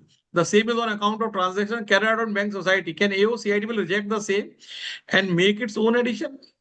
No, income declaration scheme. No, they cannot do like this. Income declaration scheme, if your declaration has been accepted by the competent authority, they will have to accept it. Prakash Ramani ji कह रहे हैं recently FM announces withdrawal of petitions if monetary limit is less. Please throw some light on this. No, in fact, in September 2024, monetary limits were enhanced. that if revenue wants to appeal against the order of CIT appeal to the tribunal, and if the amount of tax involved in the issues which the department raises in grounds of appeal will be 60 lakhs or less, then that appeal needs to be withdrawn. So, Finance Minister has not said anything new. It is already there from quite a longer period. Finance minister ने just sir 3 महीने का वो TET दिया है कि इसमें withdraw करो. Yes, yes. So even if it is not withdrawn, after 3 months it can be withdrawn. How does it make any difference? So Banu Nair Rao, sir, in one of the benches, the ITAT and SMC cases are being heard by DB. Yes, yes. They can be heard by DB. But SMC cases can be heard by DB. You cannot find fault in this. But then the cases, I mean, which DB alone can hear, cannot be heard by SMC. Piyush Manchanda saying, sir, whether drafts of application petitions to be filed by ITAT rules? No. I mean, petitions, are not given. But then there are certain books in which the draft formats of the petitions are given. You can see them. What is petition? Petition is that here are the facts. This is the point of grievance. And I am bringing that grievance with the reasonings. That is the petition. Then Ajay Agarwal ji, sir, what is the procedure to revoke, withdraw power of attorney? What is the procedure revoke, withdraw power of attorney? Somil, क्या होता है इसका? Generally, you can make a statement before the bench that we are withdrawing a power of attorney. The bench may note, and accordingly they will issue a fresh notice to the SSC directly. But couple of times the bench may ask that whether you have informed the SSC, so it is better you send a letter by post to the SSC also that we are withdrawing a power of attorney, and that letter can be enclosed with the petition to the bench. No, probably the question of Ajay Agarwal ji is when if the client wants to revoke or withdraw power of attorney, then what is the process? If the client wants to, we can send a letter to the tribunal. Yes, that the power of attorney issued by me in favor of such and such person, I am withdrawing it. Yes, yes. Then Arvind Kumar ji, if the case is remanded back to CIT appeal by ITAT, whether new grounds of appeal can be taken or we have to argue only on grounds of appeal filed earlier. No, it depends upon. Suppose the tribunal has set aside a matter without any precise direction, and then if there are certain legal jurisdictional issues which we have not raised earlier, you can raise it. Prakash Ramani. Like I give one example in order to drive home my point. कहाँ गया वो question? वो था ना अभी इससे ऊपर लाना जरा. अश्विनी जी, आदित्य नवानदार से पहले लाना है. अच्छा, वो चला जाता है क्या? हाँ, नहीं वो तो चला गया है. अच्छा. वो दोबारा टाइप कर देंगे, मैं रिक्वेस्ट करूंगा कि वो दोबारा. Is affidavit on bond paper compulsory for condonation required? No. Prakash Ramani ji, recently FM announced, ये तो हो गया था. गुरदीप सिंह बग्गा से there is a delay in filing appeal was about 9 years due to reason that SSC was not aware of the assessment order being passed by the AO. CIT appeal has not accepted the condonation where the tribunal can condone. Tribunal can condone the delay provided you convince the tribunal that really SSC was not aware as aware of the order passed in assessment by the assessing officer. Definitely, it is a question of fact. So fact has to be established by you. When you are claiming a fact, then the burden is on you to prove that fact. Next, sir.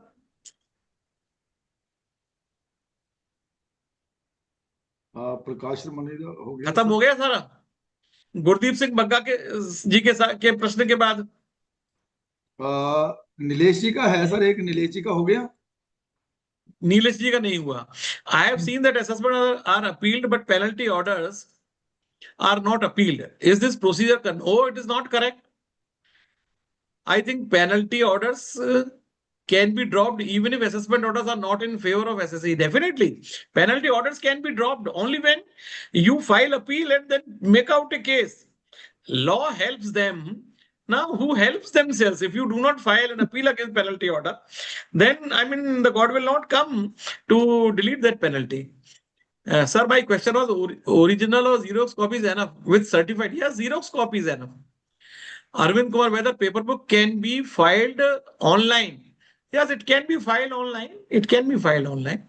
Suresh Goel, thanks a lot. Suresh Goel ji keh rahe hain, assessment for 19 was made in February 25 under 147. Now again, SSC received another notice. Now, how many times notice? There is no numbers. You can put on the notice of 148. That depends upon the information. If some new information comes to the notice, the assessing officer, then obviously he can issue.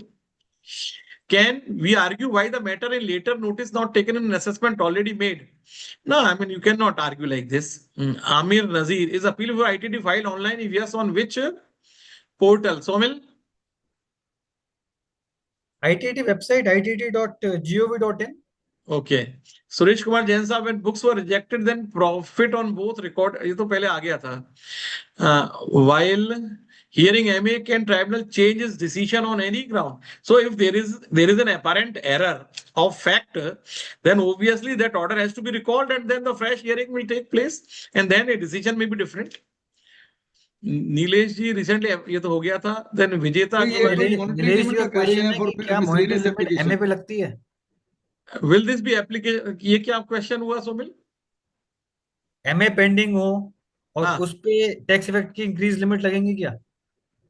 MA pending है. MA तो assessment, MA तो tribunal order के against है. Tribunal order against अगर मान लो recalling होती है, ultimately अगर टैक्स इफेक्ट पे जाना ही है हाँ, तो फिर तो ट्राइब्यूनल कर देती है. तो ट्राइब्यूनल जनरली कर देती है कि सेइंग कि ultimately appeal will be dismissed as non maintainable. Yes yes. Vijeta ji, in the case of SSC for SA 12-13, an order under 150 was passed in 2017. As per the department, order was served in 2017 and they have the service record. However, the SSC denies receiving the order and claims that person served was neither related nor authorized. On request, the SSC received a copy. While filing Form 35 appeal, what should be mentioned as the date of service? Obviously, if the SSC has not been served in accordance with law earlier, so now the date when it has been served now, that alone is the date of service. Actual date of service. Anil Garg साहब कह रहे हैं, when quantum appeal has been set aside by tribunal and appeal filed against penalty before CIT appeal should be withdrawn, or what action needed? No. That appeal need not be withdrawn. CIT appeal, if confirms that penalty, then tribunal will set aside that penalty appeal to the assessing officer because the assessment has been set aside. Anil But sir, Bansal can now that CIT appeal also has power to set aside, can we not tell CIT no, appeal that it has no, set but aside to CIT appeal has got power of set aside only in cases of ex parte assessment. Okay. Anil Bansal, can new points be raised in reassessment order if the same is not part of 140? No. Assessing officer, of course, 148A notice, then 148A3 order, it has to be the same issue. But then once it is found that it is worth of issuance of notice under section 148, then the reassessment, new points can be raised. Bhushan Bakar, because the explanation which has been added to section 147, that gives that kind of leverage. For same assessment tier 2, 140 notice received on different dates within time sanctioned, but proceedings carried out on basis second 148 notice. Can it be challenged? Yes, it can be challenged, because if the first notice under section 148 was valid notice, then during the pendency of a reassessment proceeding, pendency of the valid reassessment proceeding, again, reassessment notice cannot be issued, because you can reopen something which is closed. Something which is already open cannot be reopened. So in such a situation, you find out whether the notice issued first time under section 148, which was pending, was a valid one or not. Mohit Kumar, dear sir, can you please specify some books or publications which can help in drafting submissions before ITAT? देखिए Mohit ji, there are no books on it, because most of the issues are on facts. I explained you how to prepare your arguments. First of all, every issue you take the admitted facts, then you prove the facts which you want appellate authority to take into account, and then law, and then support by judicial decisions, and then meet adverse observations.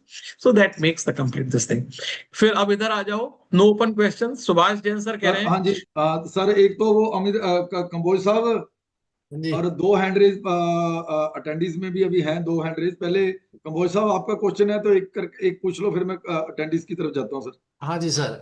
Doctor साहब, yes sir. Somil जी ने बताया था कि paper book filing जो bench हैं, जैसे Delhi bench का उन्होंने रेफरेंस दिया कि वो हाँ on the date of hearing ही ले रहे हैं, जी, हाँ ऐसी जी, कुछ डायरेक्शंस है। हाँ तो जी, हाँ जी, इसका मतलब जिस दिन आप पेपर बुक देंगे तो उस जी। दिन तो फिर एडजर्नमेंट ही हो जाएगी, नहीं केस नहीं तो नहीं, हियरिंग नहीं होगा। डीआर को पहले देनी पड़ेगी। ओके डीआर को पहले दे दीजिएगा, और दिल्ली ट्राइब्यूनल कहती है हमारे पास जगह नहीं है रखने के लिए पेपर बुक्स, ओके हमने पहले पढ़नी नहीं होती है, आप उसी दिन लेके आइएगा and then you file in. Okay okay. और हाँ सर सेकंड ये था हाँ कि चंडीगढ़ बेंच में क्या हो रहा है कि जो डिफेंडेंट का हम नाम लिखते हैं, एपिलेंट तो हाँ असेस ही हो गया ऑफ कोर्स, हाँ हाँ तो हाँ डिफेंडेंट में अगर असेसमेंट यूनिट ने असेसमेंट करी है तो हाँ, वी यूज टू राइट कि assessment unit, assessing officer, assessment unit, income tax department. ठीक है। तो दे से they created the defect, they raised हाँ द डिफेक्ट कि नहीं, इसमें जो आपका ओरिजिनल असेसिंग ऑफिसर जुरिस्डिक्शनल एओ है, आप हाँ, उसका रेफरेंस दीजिए। चलिए दे दीजिएगा।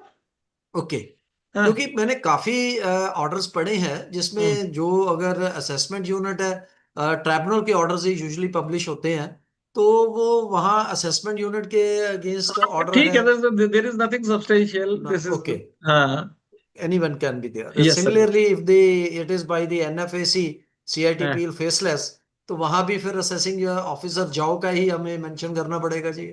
जी जी जी जी जी। जैन सर, साहब। Thank you Jain sir. Sir, Jain sir कुछ पूछना चाह रहे हैं सर, सुभाष जैन सर। हाँ जी सर। Yes sir. सर, दो क्वेश्चन हैं। जी एक तो ये है कि एक केस में 141 143 के अगेंस्ट अपील की, ट्रिब्यूनल ने उसको सेटिस्फाइड करके वापस एओ के पास भेज दिया। ठीक है सर। दूसरा था कि हम उसके अगेंस्ट 154 करवाया था। अच्छा। 154 के अगेंस्ट अपील पेंडिंग पड़ी है सीए ट्रिब्यूनल में ही। हाँ तो क्या हाँ, विड्रॉ करें, क्योंकि 150 ओरिजिनल जो असेसमेंट है वो अब वापस आ गई है, सीआईटी हाँ अपील तो के पास आई। आप विड्रॉ नहीं करिए, आप ट्राइब्यूनल को बोल दी सर ये अपील इंस्ट्रक्शन हो जाती है, बिकॉज पूरा की पूरा इश्यू अब असेसिंग ऑफिसर के पास है, तो वो ट्राइब्यूनल कहेगी अच्छा ठीक है, ये अपील इंस्ट्रक्शन हो जाती है, एक ही बात है। इंस्ट्रक्चर्स करा दें। हाँ कोई कैसे भी करा लो। तो सर सेकेंडली, एक एविडेंस जो है किसी दूसरी फाइल में पड़ा है, असेसिंग ऑफिसर के पास जो फाइल है किसी दूसरे असेसी के केस में, जी जी। क्या उस डॉक्यूमेंट को अगर हम इस मेरी फाइल में यूज करूं तो क्या ये एडिशनल एविडेंस माना हाँ जाएगा? एडिशनल एविडेंस, एडिशनल एविडेंस है सर। Additional evidence, right. हाँ जी हाँ जी हाँ जी। Thank you sir. Suresh Kumar ji sir attendance में एक था। सुरेश जी आपका हैंड रेज था, आपको अनम्यूट किया है जी। सुरेश कुमार जी, देन अनुराग अग्रवाल जी। हेलो हाँ सर। हाँ जी। सर, बुक्स रिजेक्ट होती है तो अनरिकॉर्डेड परचेज का प्रॉफिट ही ऐड करते हैं रिटर्न इनकम में, या दोनों में ऐड करते हैं सर? अनरिकॉर्डेड का ही करते हैं। Thank you sir, thank you. हाँ हाँ। अच्छा हाँ आप। जी Anurag ji. Anurag ji. Good afternoon sir. Sir हाँ मेरे जी। ना इस केस में, एक केस में 144 की असेसमेंट हो गई और उसके हम्म बाद उसके 270 ए की पेनल्टी भी लगी कंसीलमेंट की। तो हम्म। उसके बाद टू केस मेरे सेवेंटी वन पास वन सी की या 270 है क्या? अच्छा हाँ 270 ए की। हाँ। तो उसके बाद वो केस मेरे पास आ गया। मैंने ना उसकी, उसने अपील नहीं फाइल की थी तो मैंने क्वांटम अपील फाइल कर दी और सीआईटी अपील पेनल्टी? के बाद विद डिले ऑफ 1 ईयर। हाँ तो उसमें सीआईटी अपील ने वो केस को सेट असाइड, डिले कंडोन करके एडिशनल एविडेंस एडमिट करके सेट असाइड कर दिया केस को। अच्छा। तो जो 270 ए की या दूसरी पेनल्टी लगी है उसके हाँ अगेंस्ट 154 हो जाएगी। हो जाएगी हो जाएगी उसकी हो वजह जाएगी। से सिंपल 154 की एप्लीकेशन दे दें, क्योंकि जो ओरिजिनल हाँ जी हाँ क्वांटम जी हाँ अपील है। जी हाँ। हाँ जी हाँ जी हाँ जी। और किसी का क्वेश्चन है तो काइंडली हैंड अब रेज कर इधर दें। राइट हैंड साइड पे जो आ रहे हैं ना सर, सुभाष जैन साहब का इन डॉक्यूमेंट टू फाइल एंड उधर, अच्छा ये तो हो गया सर। अच्छा हो गए सारे क्वेश्चन हो गए सर। हाँ जी, हाँ हाँ जी। जी सर। हाँ जी, क्वेश्चन सारे हो गए सर। तो हाँ अभी तो हैंड रेज चल रहे हैं सर। नेक्स्ट अनिल बंसल जी हैं। अच्छा आपका हैंड रेस हैंड चल रेज है रहे हैं सर। अभी। हाँ सर मेरे को पूछना है कि जैसे फर्स्ट अपील में अभी एक नया गवर्नमेंट का जो लास्ट ईयर लॉन्च हुआ था EDRS अंडर सेक्शन 245 MA, तो हाँ। उसके क्या बेनिफिट है और क्या मतलब वो क्या है करना चाहिए? 245 में क्या है बताओ? EDRS स्कीम, जो ई डिस्प्यूट रिजोल्यूशन स्कीम जो गवर्नमेंट ने लॉन्च करी लास्ट ईयर। अच्छा 245D। MA, भाई ये e dispute resolution scheme instead of CIT appeal कौन सी 240 सेक्शन है जैन साहब? 245 MA। MA। अरे हाँ भाई हाँ। ई डिस्प्यूट रिजोल्यूशन स्कीम नहीं वो ठीक है, up 245 to 10 A. Lakh rupees अगर डिस्प्यूट है अगर कुछ। अच्छा, डिस्प्यूट रेजोल्यूशन कमेटी कभी ये यूज नहीं किया तो इसलिए कुछ ज्यादा इस बारे में नहीं मालूम है। तो हाँ। क्या आपका कोई इसमें कोई स्पेसिफिक क्वेश्चन हो तो बतलाएं। नहीं सर, अभी मतलब ये पूछना था जैसे इसमें जो बेनिफिट क्या एडवांटेज है डिसएडवांटेज इसके, मतलब ये वाली बात है। डिसएडवांटेज तो कुछ नहीं होता, एडवांटेजेस ही हैं ये तो डिसोल्यूशन डिस्प्यूट रेजोल्यूशन के लिए बनाई है। आपको क्या डिसएडवांटेज लगता है? हाँ। नहीं, जो सर मैंने पढ़ा था इसमें कि अगर इनका ये ऑर्डर बाइंडिंग है, इस पे आप आईटीएटी में नहीं जा सकते, मतलब ये वाली बात नेचुरली, अरे when you are invoking this dispute resolution and dispute resolution committee is made by more than one person, responsible person से दे डिसाइड, तो फिर तो अब सेटलमेंट कमीशन के ऑर्डर्स भी अपीलेबल थोड़ी होते थे। तो इसी ओके तरह से है, this is also a settlement okay till till 10 lakhs of rupees, तो इसलिए अपीलेबल नहीं है। ओके ओके या ओके। हाँ जी सर, नेक्स्ट क्वेश्चन है जनेन्द्रन जी का, देन गोविंद शर्मा जी का। हाँ जी सर, पूछिए अपना 1 by 1। हाँ जी, जनार्दन राव जी, देन गोविंद शर्मा जी। सर गोविंद शर्मा बोल रहा हूँ। एक पता करो हाँ जी। अन्नपूर्णा जी से कहाँ तक पहुंचे हैं हम। हाँ सर। सर मैंने एक सीआईटी अपील फाइल की थी 2017-18 की। अच्छा। उसमें मैंने सीपी ग्राम पे भी डाल चुका हूँ 3 बार। हाँ वो हर बार कहते हैं कि मतलब हमने सीआईटी को डायरेक्ट कर दिया, पर कोई रिजोल्यूशन नहीं निकला अभी तक। और मतलब सेम सीआईटी अपील, आपकी अपील डिस्पोज नहीं हो रही है? हाँ जी।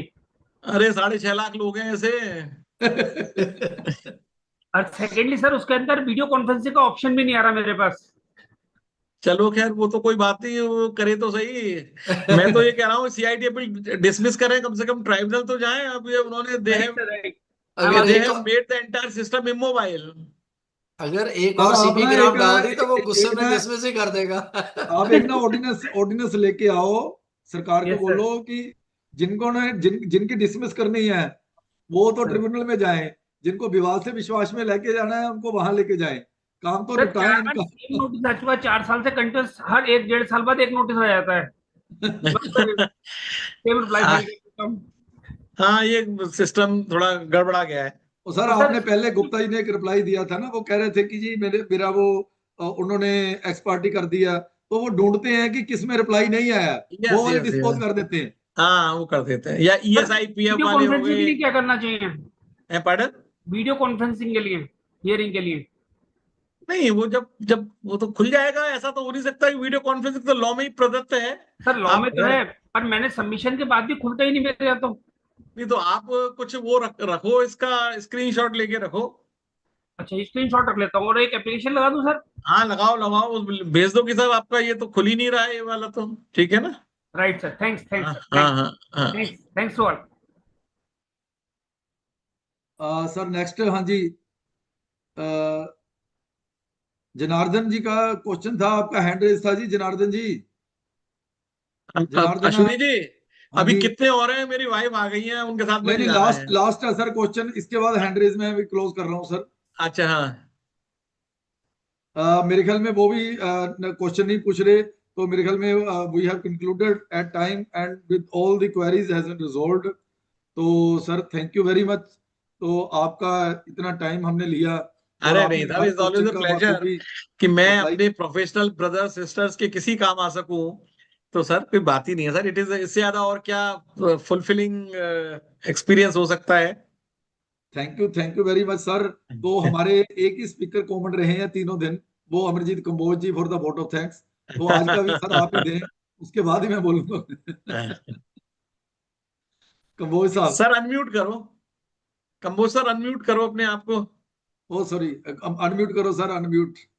नहीं, आपका आशीर्वाद हम तक पहुंचेगा ही नहीं sir.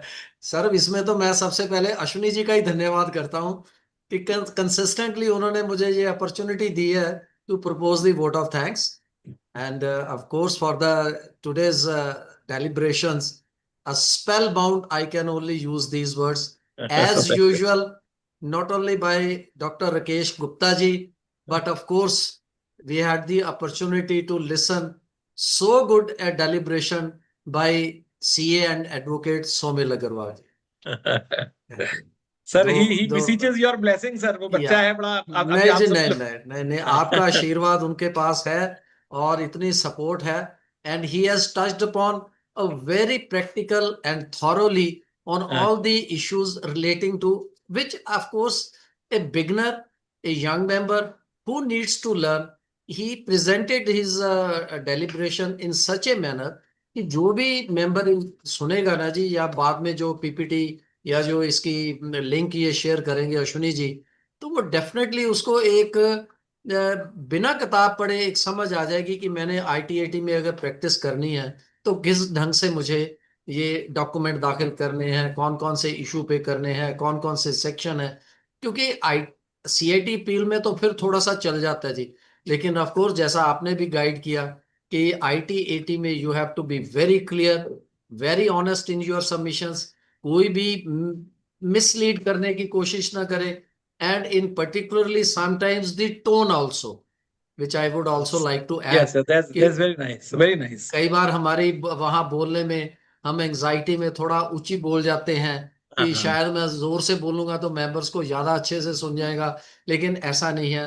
Members are always very very attentive to the submissions made by the appellant and the particularly the counsels, and they do definitely regard the face value also, and they take it on face value that whatever the counsel is saying is perfectly all right.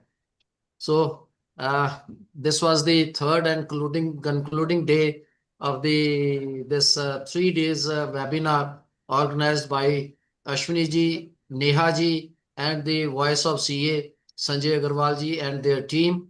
My heartfelt thanks to the whole team for organizing this 3 days webinar series so effectively, so efficiently, that the with their marketing strategy also, because he so well put the messages, repeated messages, and of course the choice of the speakers were so good that everybody tried to join the webinar on all the 3 days.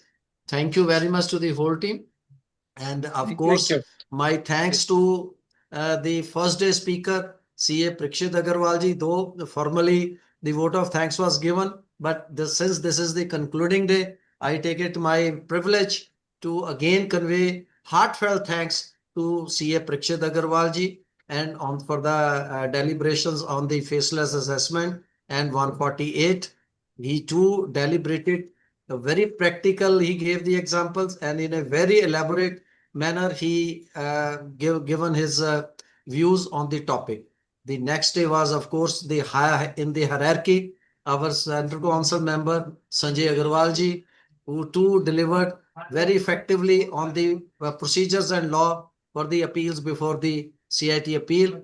And today's one, of course, the last channel of the appellate for the available with the assessee and the council, the CAs, because thereafter it is only the privilege with the practitioners like Dr. Rakesh Agarwal ji, Rakesh Gupta ji, being an advocate, he is practicing same CA advocate Somil Agarwal ji, who must be appearing before in the hierarchy of High Court and the Supreme Court, and even the today's deliberations. Of course, it is always a pleasure to listen to Dr. Rakesh Agarwal ji, Gupta ji, sorry. Every time I miss the surname, sorry sir. And I remember the day, and I particularly comment his memory. I remember my first interaction with Dr. Rakesh Gupta ji was in Ludhiana, and he was coming for the first time. It was in a building in the industrial association, and I raised a query, and he asked me to wait for the conclusion, then I will give you the reply. I knew that judgment, but hats off to the memory of Dr. Rakesh Gupta ji. He quoted that judgment. I still remember today. It was on ATI issue, and the judgment was in the case of Bajaj Tempo Limited. Sir, on the basis of sir, on the basis of that judgment, we won our case before the Honorable High Court also. Okay. Yeah. So thank you very much to the most learned, highly learned speakers of the day, Somil Agarwal ji, and of course, Dr. Rakesh Gupta ji. And last but not the least, thank you very much to all the participants who in such a large number attended and gained lot of knowledge and updation on the law and procedure of faceless assessment 148A proceeding and proceedings before CIT appeal and before the honorable ITAT benches. Thank you very much, sir, once again, and Thank you, very sir. Thank grateful for sparing thank so you very much much, of time. sir. Thank you, Certificate sir. आपको after 7 days will be available in the sir Google हमें भी link. मिलेगा ना I have shared. Certificate? हाँ जी sir, आप participants को भी मिलना चाहिए, स्पीकर्स को भी मिलना चाहिए, स्पीकर्स को थैंक्स लेटर देंगे सर. ठीक है So, सर. Okay sir. जितने certificates are will be available in the Google Drive which I have shared you. PPT first day और सेकंड डे की जो PPT बेस्ड थे तो वो PPT भी आपको वहां पे मिल जाएंगी, और YouTube लिंक मैं सेपरेटली शेयर कर दूंगा. YouTube आज मैं ओपन कर दूंगा, कल की और आज की भी. That was a public, that was privately recorded, now it will be public. And उसका लिंक भी मैं आपको PDF में as well as in the word document वो लिंक कॉपी करके आपको उसी ड्राइव में रख दूंगा, तो आप वहां से YouTube लिंक भी ले सकते हैं. Thank you very much. Thank you, sir. Thank you, sir. Next update आपको जल्दी ही मिलेंगे कि क्या